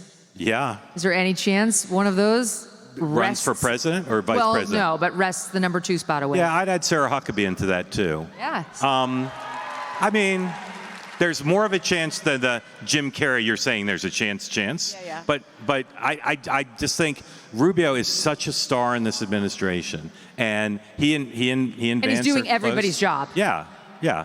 So, I mean, I don't feel as certain about that. But again, I just think he's the odds-on favorite. So if the Democrat Party is in such disarray, which I think we both agree it Yeah. is, why do they have any shot at winning the midterms? Well, first of all, there's just not that many seats in play, right? History is on their side in the sense that the president's party typically doesn't do well in the midterms. And there's, 20 races in the House and 7 races in the Senate that will decide it. I would say at this point in the cycle, as the out party, they have less of a chance to do well than typical by a lot. But they have history, and they have just idiosyncratically in some of these races they have a decent chance. But I don't think they would be particularly bullish if the economy's good. I think that's the big variable that we can't say right now. Let's do another survey. Raise your hand if you think the economy is doing well. Okay. And Smattering. Yeah. So that's today. Even President Trump, who normally every day is the greatest day of ever because he's president, even he doesn't say the economy's great now. He says it'll be great next year. Yeah, he doesn't want to see him out of touch. Yeah, and they don't know that it's going to be. The tariffs have caused a lot of uncertainty, and it's funny, the market's obviously doing very well. Employment's okay. There are lots of signs of positive, but between the uncertainty of the tariffs, the uncertainties of the Ukraine-Russia war, and the fact that things just aren't clicking right now the way they would if growth were higher. What happens if the Democrats do take control of the House? They're not going to win the Senate, but if they take control of the House, like what, as a practical matter, changes? Because one of my frustrations, the first 9 months has been we've gotten almost no legislation through. Yeah. If you don't have 60 seats now in the Senate, you can't pass a bill. That's why Trump's done it all by executive order, and those executive orders have made a great change, but they're easily undone. I think what changes is you'll all have to listen to Congressman Swalwell talk more. Do we? Yeah. I mean, is this the part we're going to swear? Nah. Should be. What changes is they have majority gavels, and they'll subpoena the administration for everything. But except for that, you're right. They don't have 60 votes in the Senate, so it's not going to derail the legislative agenda because there isn't one. Let's spend a minute on media, because you really have been everywhere. You know everyone in media. I got into media in 2003. That's when I started working part-time at the ABC affiliate in Washington, D.C., and I joined Fox News in August of 2004. So it's been about 20-plus years. You're a baby. Yeah, okay. Let's go with that. Just in my time, I've seen such a dramatic change. Just when I joined, it was nowhere near as biased and openly craven, at least in my experience, or that's how I saw it or didn't, versus today. So what the hell happened? Well, in my experience, it's been biased the whole time. Certainly when my career started. As badly as it is now? Well, no, because Donald Trump supercharged it. But the bias has always existed, in my experience, in working at big places, just to a shocking degree. And people say, oh, do they have a conspiracy? It's not. It's groupthink so intense that they don't need to have a meeting about it. There's secret handshakes, but no meetings. Donald Trump it's an incredible story how Trump derangement syndrome affected the press, where they stopped being guardians of facts at all, and they just became openly committed to stopping them. And previously, democracy died in darkness. Now, apparently, it dies in demolition. They're so upset. They're so upset about changing the White House grounds to build a building that every president of both parties will tell you needs to be built. Yes, they're being honest. That's the dirty little secret. Yeah. Is that was reported someplace today where they were saying former staffers of Obama and George W. Bush are privately admitting we did need the ballroom. Yeah. It's embarrassing to have to set up tents when foreign dignitaries come. The tents are bad enough. Literally, estate dinners, they're using porta potties. It's ridiculous. Yeah. I mean, we're not necessarily the greatest country in the world, but I think we're great enough to have heads of state use regular bathrooms. Yeah, we can move beyond Johnny on the spot. Yeah. I don't agree. I don't think it was Trump. I've said before, I think that the media committed suicide and Trump was their Kevorkian. He gave him the machine. He was like, here it is. You can press the button and the cyanide goes and you'll be done. And they were like, sure, let's do it. Great. Family-friendly metaphor. Yeah. But prior to that, they were already losing their minds. And I mean, I worked at Fox News for 14 years. I definitely think they had a role in it, because when Fox came on and Roger accurately deduced that there was media bias and it was all leftist, he said, we're going to be the antidote to that, which was smart, and the country needed it, and it was such a huge success. But rather than correcting, rather than CNN and MSNBC and all the others looking at Fox and saying, oh, God, he has a point. We should really get back to basics and try to call out the left-wing bias. They doubled and tripled down on it. So I do think it started happening in earnest on the left before Trump got there. Well, there's no doubt that the success of Rush and then of Fox discombobulated them from a business model point of view, but also from an editorial point of view. I think you referenced this before. The biggest story in the United States and in Europe, I think also, is the opening up of the exposure of the fraudulence of the liberal cultural dominance in academia, corporate world, in Hollywood, in news. People can, and education, people can now discuss it openly in a way that's never happened in our lifetimes, at least. And I think the arc of how we got to that point, partly it's what you said, but I don't have any doubt that Trump's capacity to make them bonkers has led them to cash in any semblance of a focus on fairness. And the greatest example is the attempt to pretend that Joe Biden had cognitive decline. It's the biggest media scandal in American history, and it's a product not of love of Joe Biden, it's a product of an all-out attempt to keep Donald Trump from winning. Hatred of Donald Trump. Yeah. The TDS is a real affliction, and once you have the TDS, it's very hard to get out from under the TDS. So how does that affect the media when they don't have Trump to kick around any longer? Well, your example inspires people in independent media because of not only your great success financially as a business model, but fearlessness to call things out. They see that. That's why CBS hired Barry, our friend Barry. That's why the Washington Post is quietly trying to reform itself. I think that anybody who tells you they know what politics or media will be like post-Trump, don't believe them, because none of us can really know for sure. But what we do know is they now see the things you're doing as some things they have to try to adopt. Fearlessness, honesty, and a business model that actually sustains. And we'll see if they can do it post-Trump, but they're so discombobulated. We'll see if JD carries on and makes them as discombobulated. There's something magical about Donald Trump. When Hillary Clinton has said, when Bill Clinton dies, they should study his brain. And I say when Donald Trump politically is done, we should study the brains of all these people with TDS and try to figure out what's happened inside there. And that'll give us some indication of whether this is going to continue or not. It's like CTE. Like once you have it, you don't get rid of it, then it really should be. They should be studied. My prediction is we won't even know that Trump is gone. The next person, whether it's JD or Marco, whomever, will be treated as even worse than Trump. We missed the days of Donald Trump. Little did we know there was another Hitler in the wings, and now his name is JD, and he even looks like the devil. That's what we're going to get. I spent the early parts of my career as a political reporter, and for the last 10 years, I've basically been a therapist for all these people. Yes. To try to explain them, make them feel better. I don't know how you talk to them the way you do. I feel the country people in MAGA need to understand them, and they need to understand MAGA. And now it all revolves around them treating a construction site, pictures of a construction site, as if Donald Trump had purposely bombed an orphanage. Yes. That's how they treat those pictures. That's how you take down a building. They didn't destroy it. They took it down like you do. If you want to build a new building. They're going to build a new building with new walls. Everything will be fine. We'll be twirling on the dance floor in no time at all, Mark. I look forward to it. Thank you so much. Thank you. Great to be here. Thank you all. Mark Halperin, everybody. Isn't he great? Thank you. Great job. Yeah, here, I'll take that. There we go. There we go. You always learn something from Mark, don't you? Calls it straight.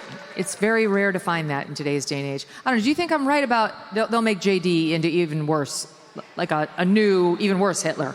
It's already starting. There's like little pieces of, JD Vance is even worse than I thought he was, because they can feel him coming. All right, without further ado, speaking of people who are from hometown Texas, you know who my next guest is.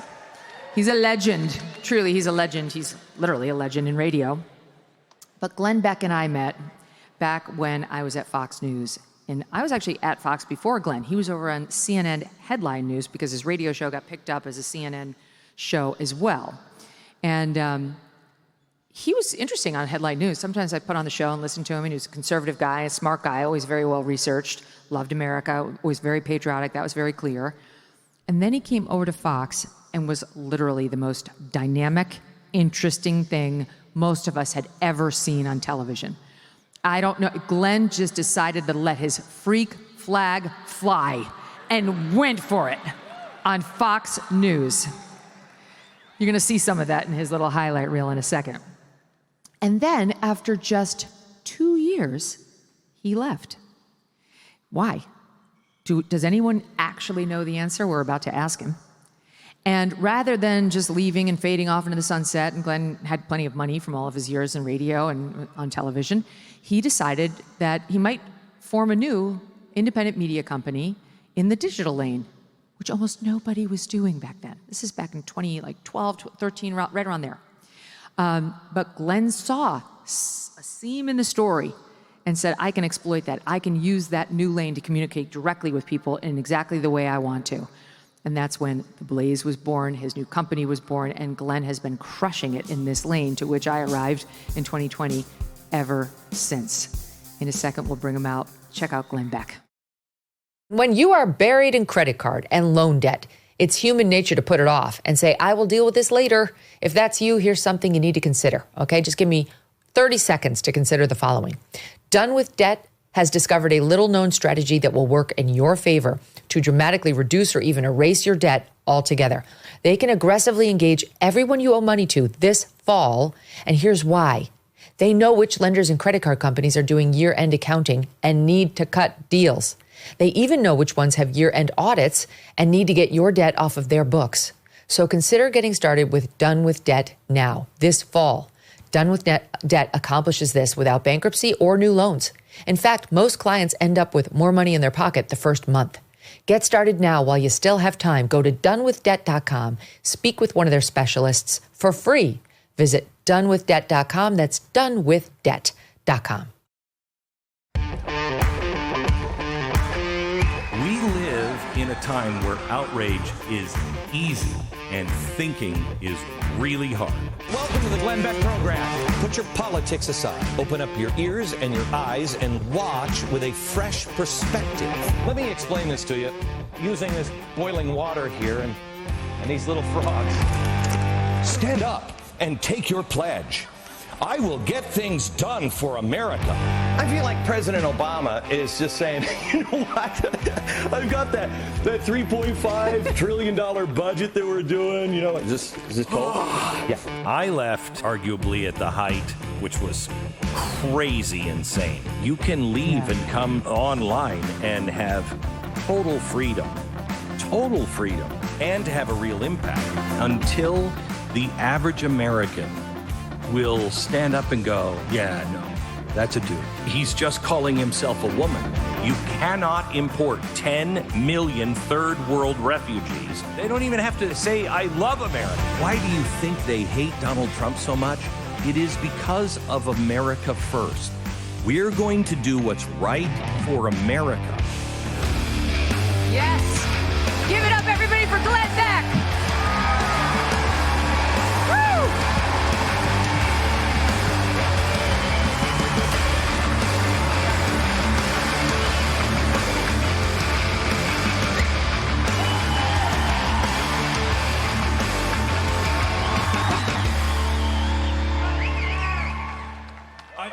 I'm going to sit like Donald Trump does.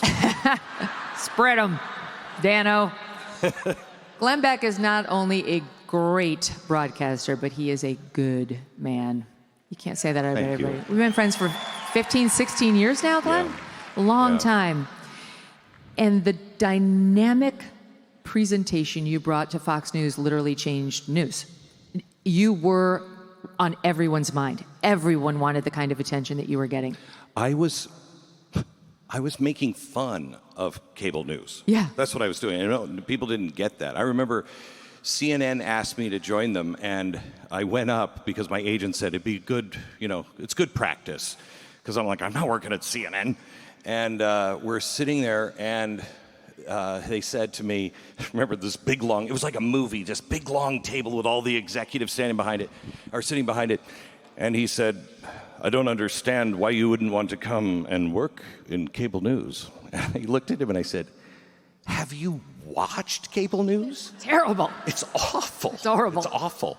And they, to some extent, let me create what I wanted to create. And then Roger saw the success of it over there and brought me over to Fox, and we had the same kind of agreement that, you know, if I'm going to torch the entire network, stop me, please. But he was like, I trust you, and I trusted him on what the network was doing, and we had a great time. You were so fun to watch, and you were then and remain such a good teacher, right? Like when Glenn takes on a difficult issue, he can walk you through it such that you really understand it like nobody else. And when you get the double blackboard out, it's like nothing else. There's nobody who can do the double blackboard better than you can. And at Fox, you truly became a juggernaut. #1 show, all the attention, millions of articles written about you. I saw you one time, I mentioned this. I remember you came to see me in my office because we were going to talk about your book, and I was going to write something for it. And you had like 6 bodyguards because you also became a huge target. How did that change your life? You know, before I went to Fox, I knew it was going to change my life, not as much as it did. We had already had death threats before, but not like that, and not organized, not really paid for by the Soros people and the left. I mean, they spent a lot of money doing that. The only thing that mattered to me was a conversation that I had with my 2 eldest daughters and my wife before we went, both the night before I gave Roger his answer of whether I would come to Fox.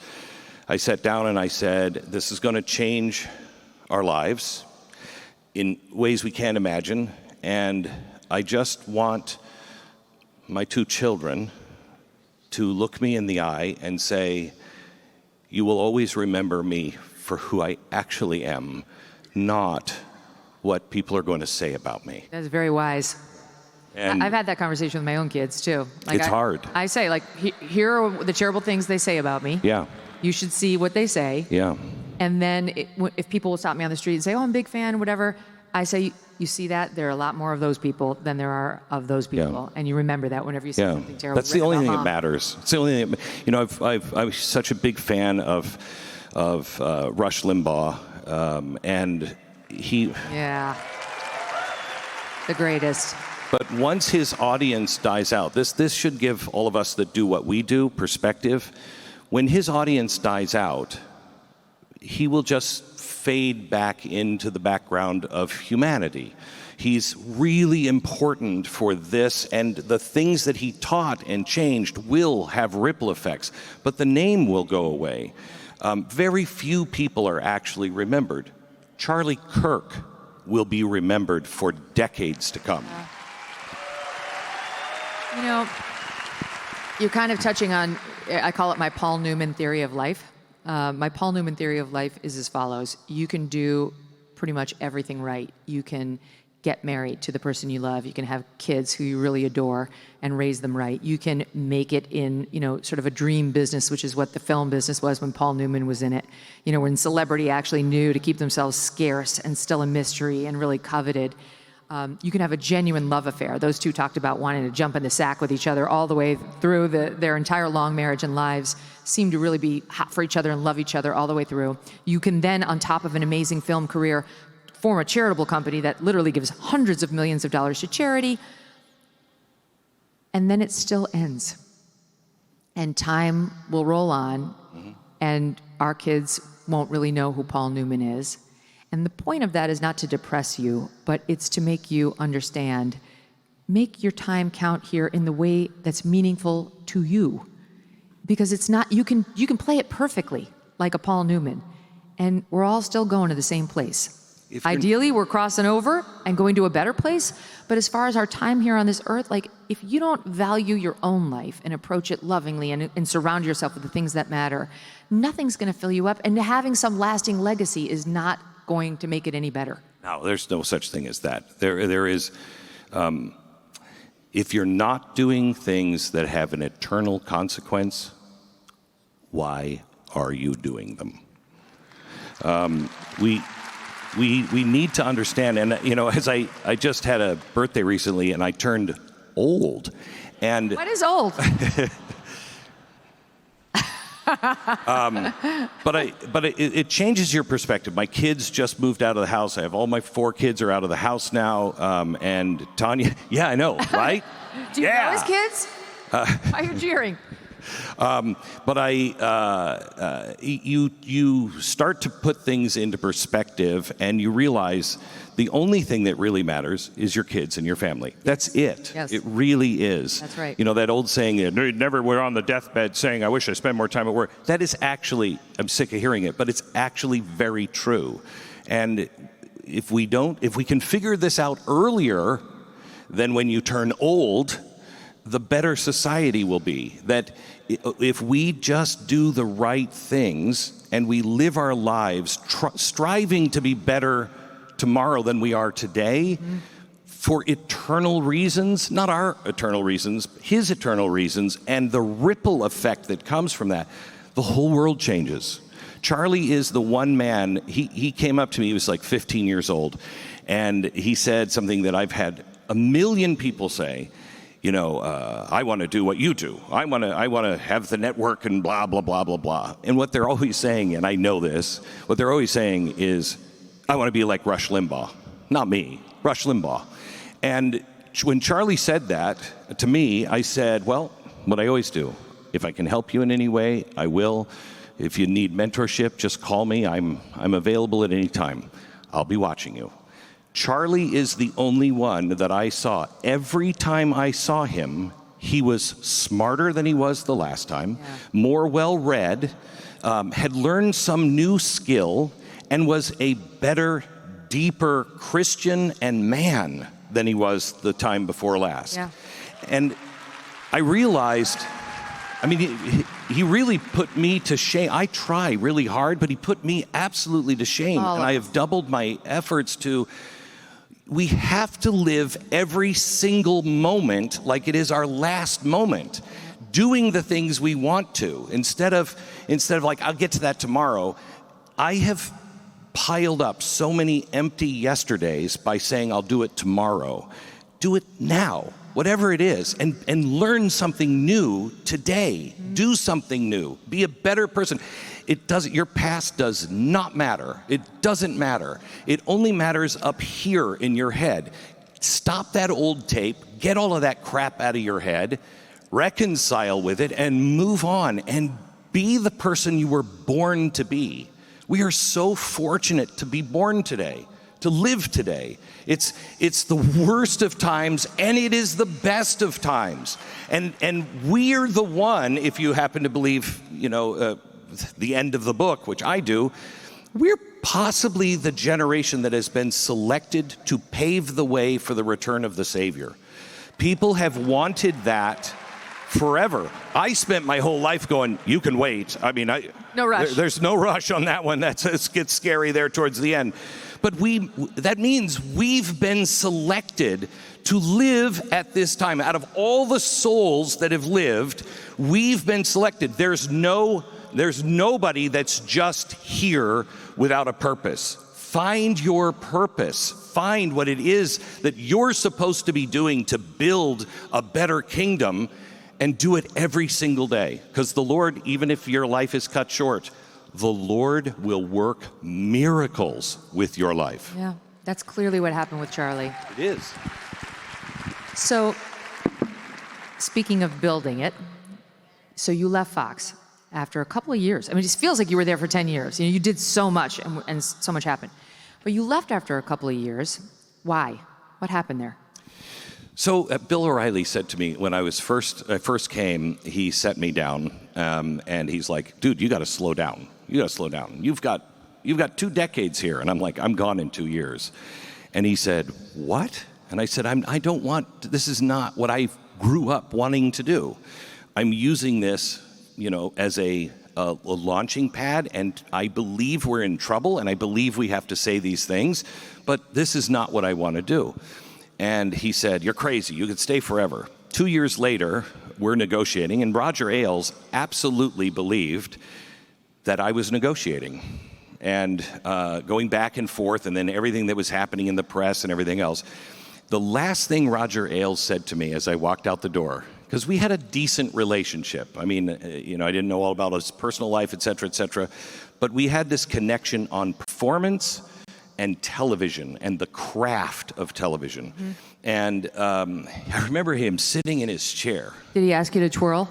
He did not. Yeah, good. And I was actually kind of hurt after I found out everything. I'm pretty sexy, dude. I remember him sitting in his chair, and as I'm walking out, I said, "Thank you very much, Mr. Ailes. It's been enjoyable. I've learned a lot."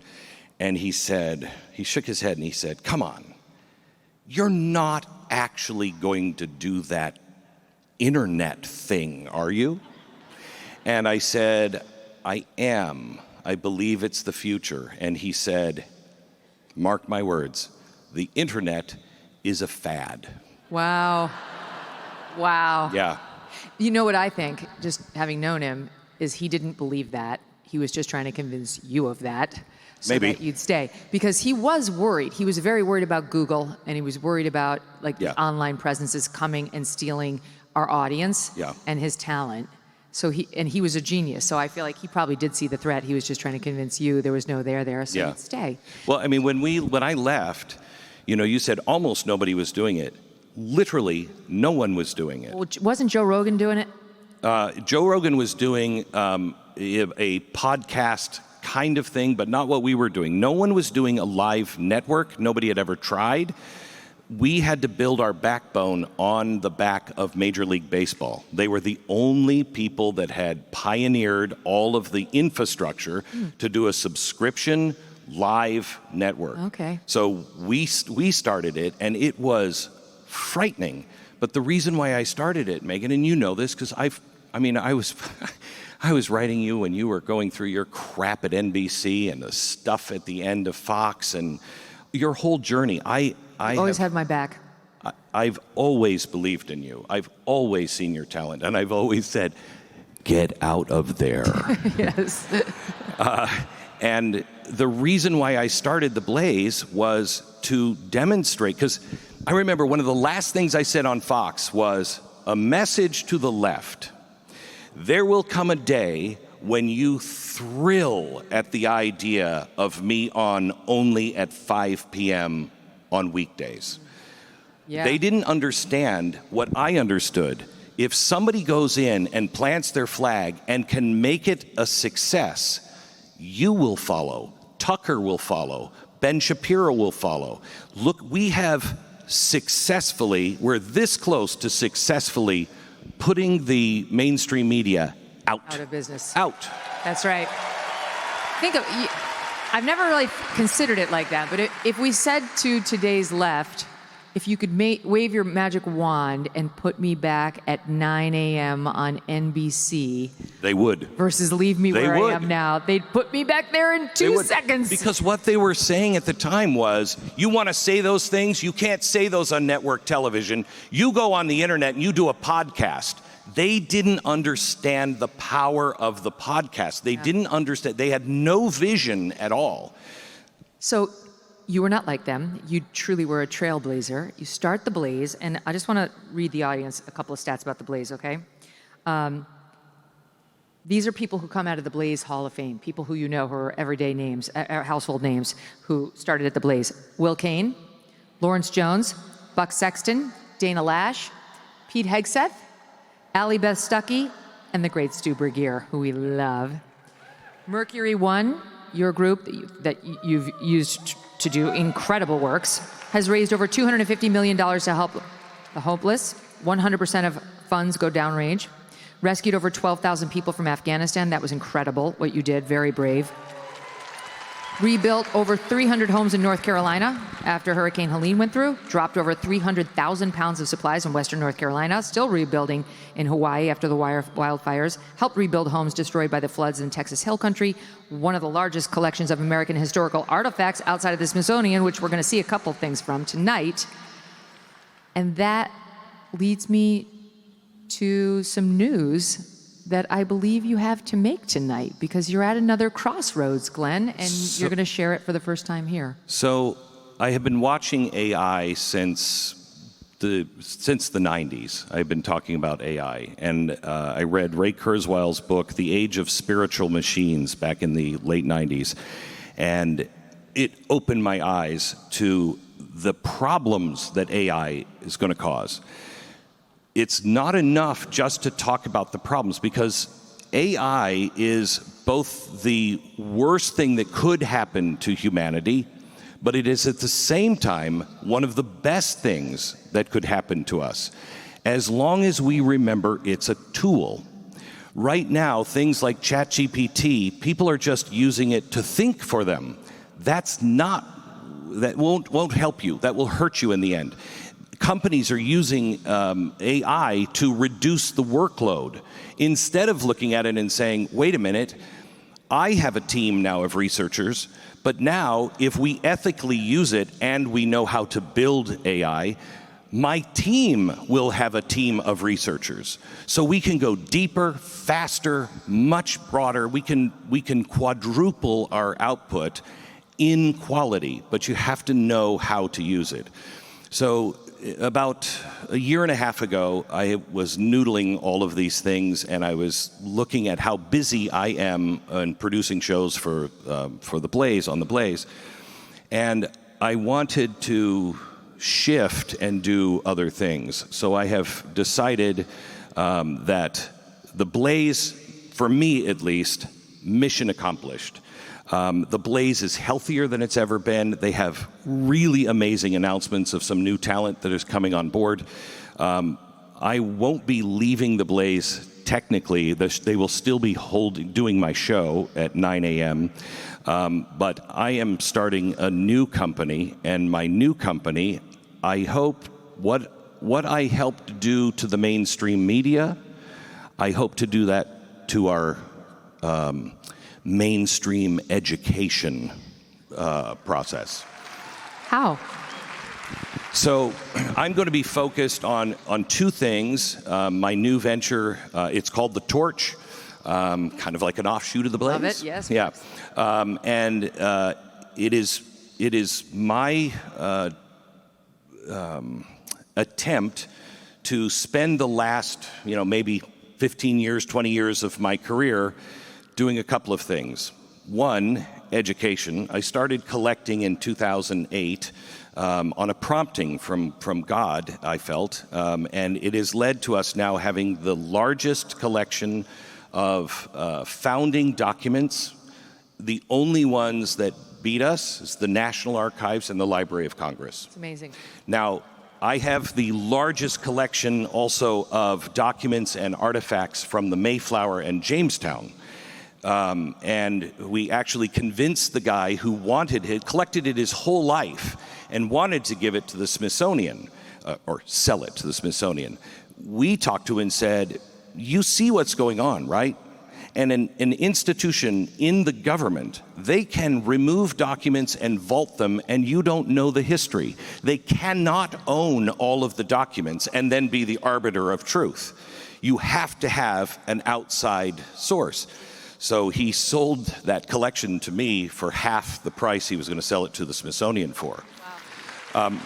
So I have spent with an amazing team, literally working 24 hours, depending on which hemisphere, working 24 hours a day.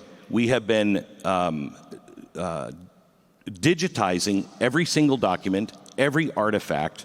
We have then put it through a AI vectoring system. Remember when you used to have to be exact on your question, and you would have to ask the question like, it would give you the wrong answer, and you'd have to be exact.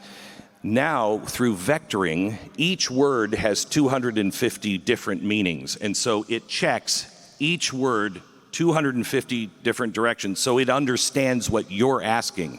We've built an electric fence around our server farm, and so nothing can come into it, and only what we have in there can go out. You're going to make it super easy for people to search. It's not going to be a hassle to figure out. It's not just search. It will now be you'll be able to say, what did the founders talk about? Did they ever talk about abortion? Not only will you get the answer, you will see the documents, you will see the sermons that they listened to at the time. Then you will also be able to say, I want to teach this to my kids, but my kid is 8 years old. It will then say, In what form? I want a podcast. In fact, I have 12 minutes in the car driving them to school, and I want them to learn the Constitution from the founders' point of view. And I only have 12 minutes. Please develop a series of podcasts for me that will teach the Constitution to my 8-year-old. Then at the end of each episode, it will ask the student questions just to see, did you really connect with that? Did you understand it? And if not, it automatically changes episode number 2 to represent what was in 1. So you have now like a dream that you could only hope for from a teacher in a school, Right. but you would never get. I want to get back to this in a minute, but while I have you, I got to ask Okay. about some news of the day. Okay. 'Cause I'm very excited about your project, and I think there's a need for it. Like you've done great things at the Blaze. I'm very happy your show's not going away, but this is additive, and it's a gift to us all. There's a debate going on in the industry that you've spent your life working in, which is conservative media. And it's really kind of dominating the conversation right now. Our pals over the Daily Wire had a long debate about it the other day internally, and they were very divided. You know, Ben felt one way. I feel like Knowles and Matt Walsh felt a different way. Clavin was with Ben. Online, everybody's having this discussion, and it is, are we the party of people on the right who believe no enemies to the right?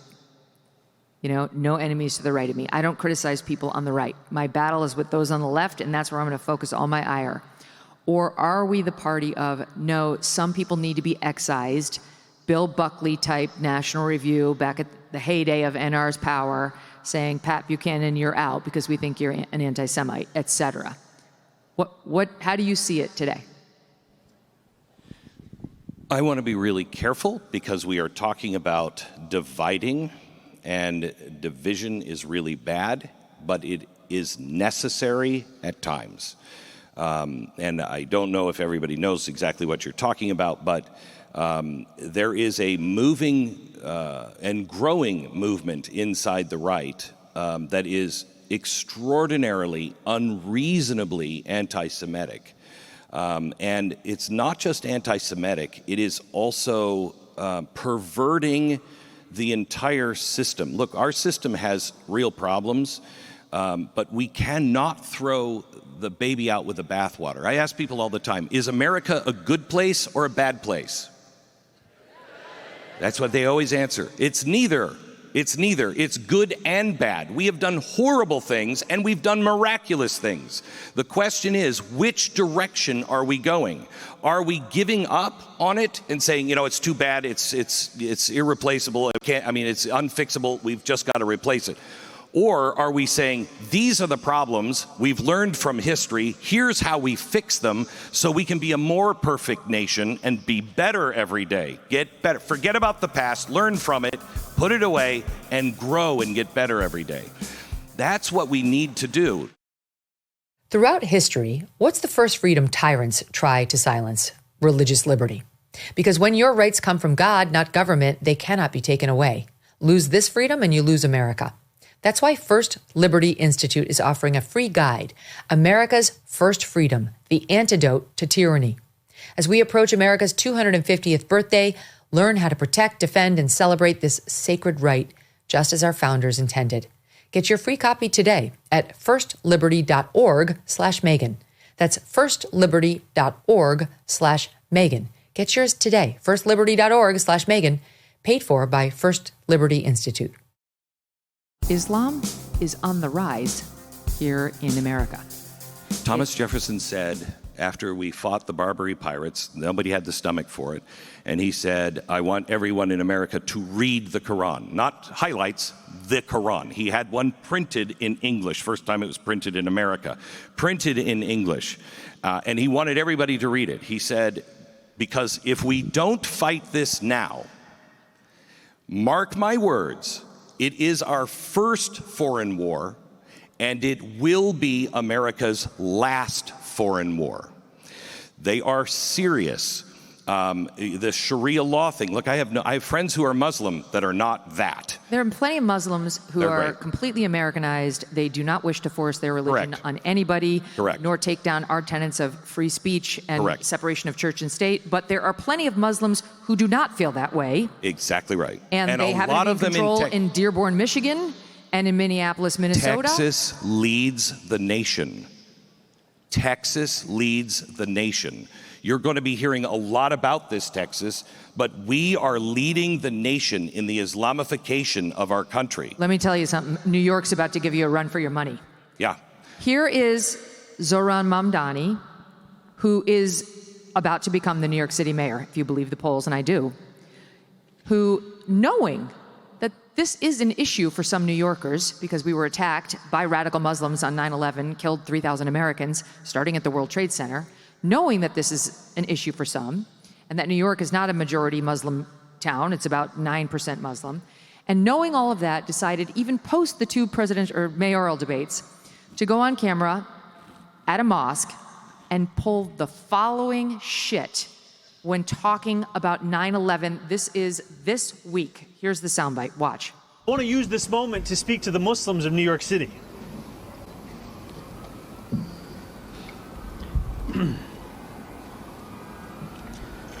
I want to speak to the memory of my aunt.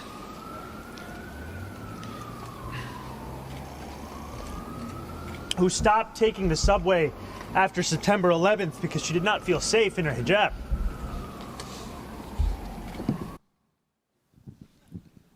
His thought in recalling 9/11 was to feel sorry for his aunt, who allegedly felt uncomfortable wearing her hijab on the subway. Not a word for the 3,000 dead Americans. Not a word. And this guy is about to win, Glenn. What you're going to see in America and in Texas, please pay attention to this. What you're going to see is what's happening over in Europe. Europe is, this is one of the things the students at University of North Dakota said to me. All of these immigrants are coming because of the wars of the Jews. What wars of the Jews? What is happening in the Middle East that is causing men and young men to leave their home, leave their mom and their sisters behind, and all move en masse all around the world? There is no war like that. These are not refugees. This is an invasion. They are coming into our countries and they are setting up no-go zones all throughout Europe. We are about to lose France and Germany and Sweden and England.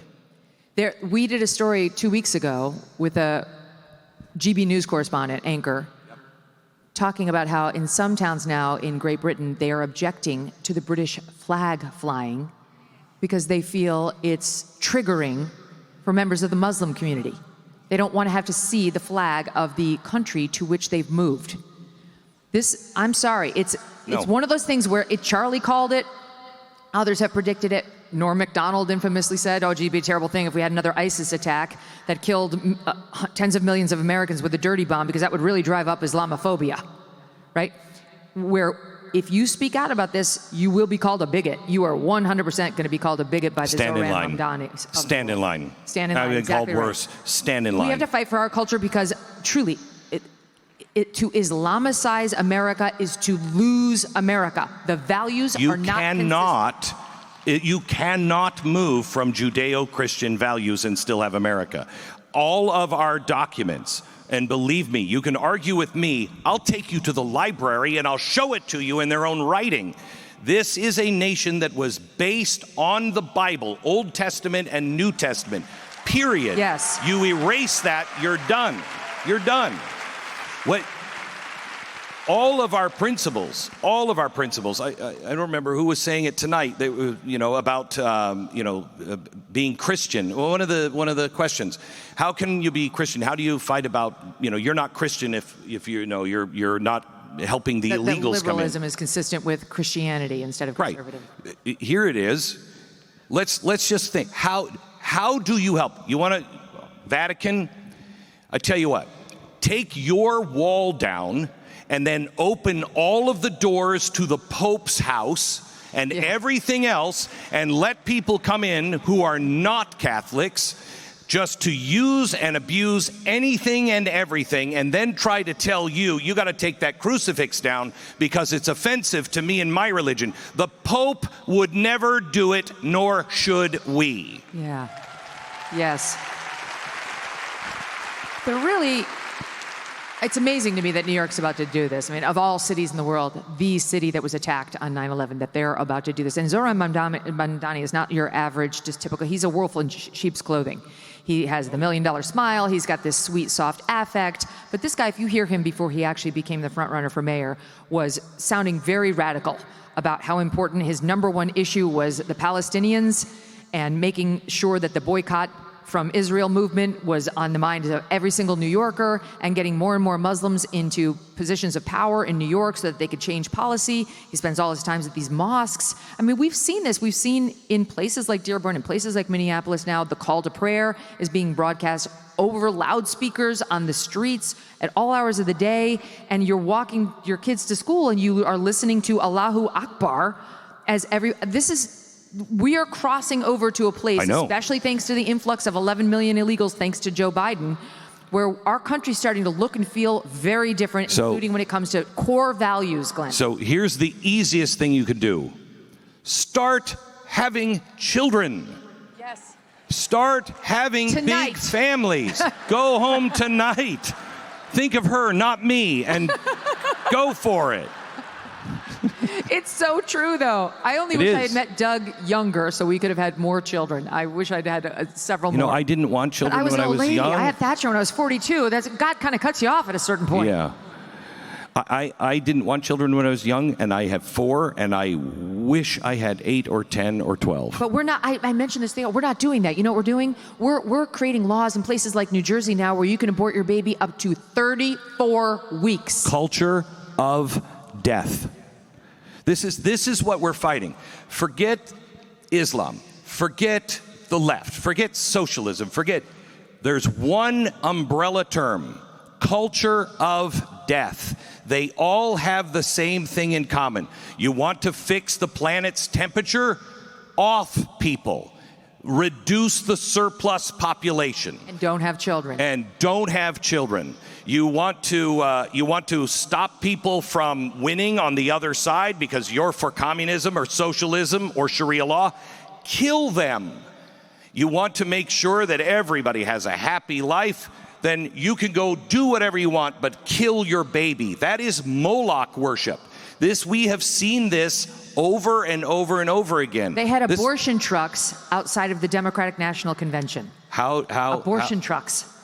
How does any How about of an your abortion? neighbors, I know, how does any of your neighbors who really truly believe that, no, we're on the right side, when you look at the curve to death, I mean, this is why history is so important. It repeats itself over and over and over again, and especially ancient evil. This is ancient evil there have been 19 Holocausts, 19. And every time it happens, it starts exactly the same way. Okay, so here we are then, because the next question is, the real question is, as a student of history, you've got the library, you've got the evidence, how does this end?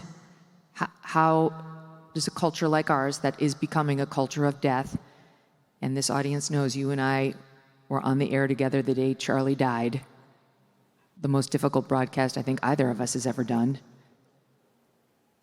How is that trend resolved or not resolved? So history does not write itself, and it certainly should never be left in the hands of the elites. People write history by what you do and what you choose every day. I will tell you, I'm going to say 2 phrases that are absolutely true. America cannot, at this point, America cannot survive, 1, but God. Only a revival, which we are coming to right now. There is a revival happening in the whole world. It's not enough to have a revival. There must be an awakening. We had revivals all through the progressive era. okay? People coming to Jesus. It's good to come to Jesus. But now what are you going to do with that Jesus? Are you going to put that Jesus off to the side, or are you going to let it affect who you vote for, what you do, how you live your life, what you consume, both monetarily and in your own head? That's an awakening. Because I know who Jesus Christ is, I must change my life myself. I don't need to go preach to everybody. I'm going to change my life, and I will be so peculiar in this society that people will notice, and they'll notice you're happy, we're all miserable. How? Yes. It's Christ. Only answer to our problems is Christ. That is the only answer. Amen. A humble understanding of the eternal truth taught to us in the Gospels.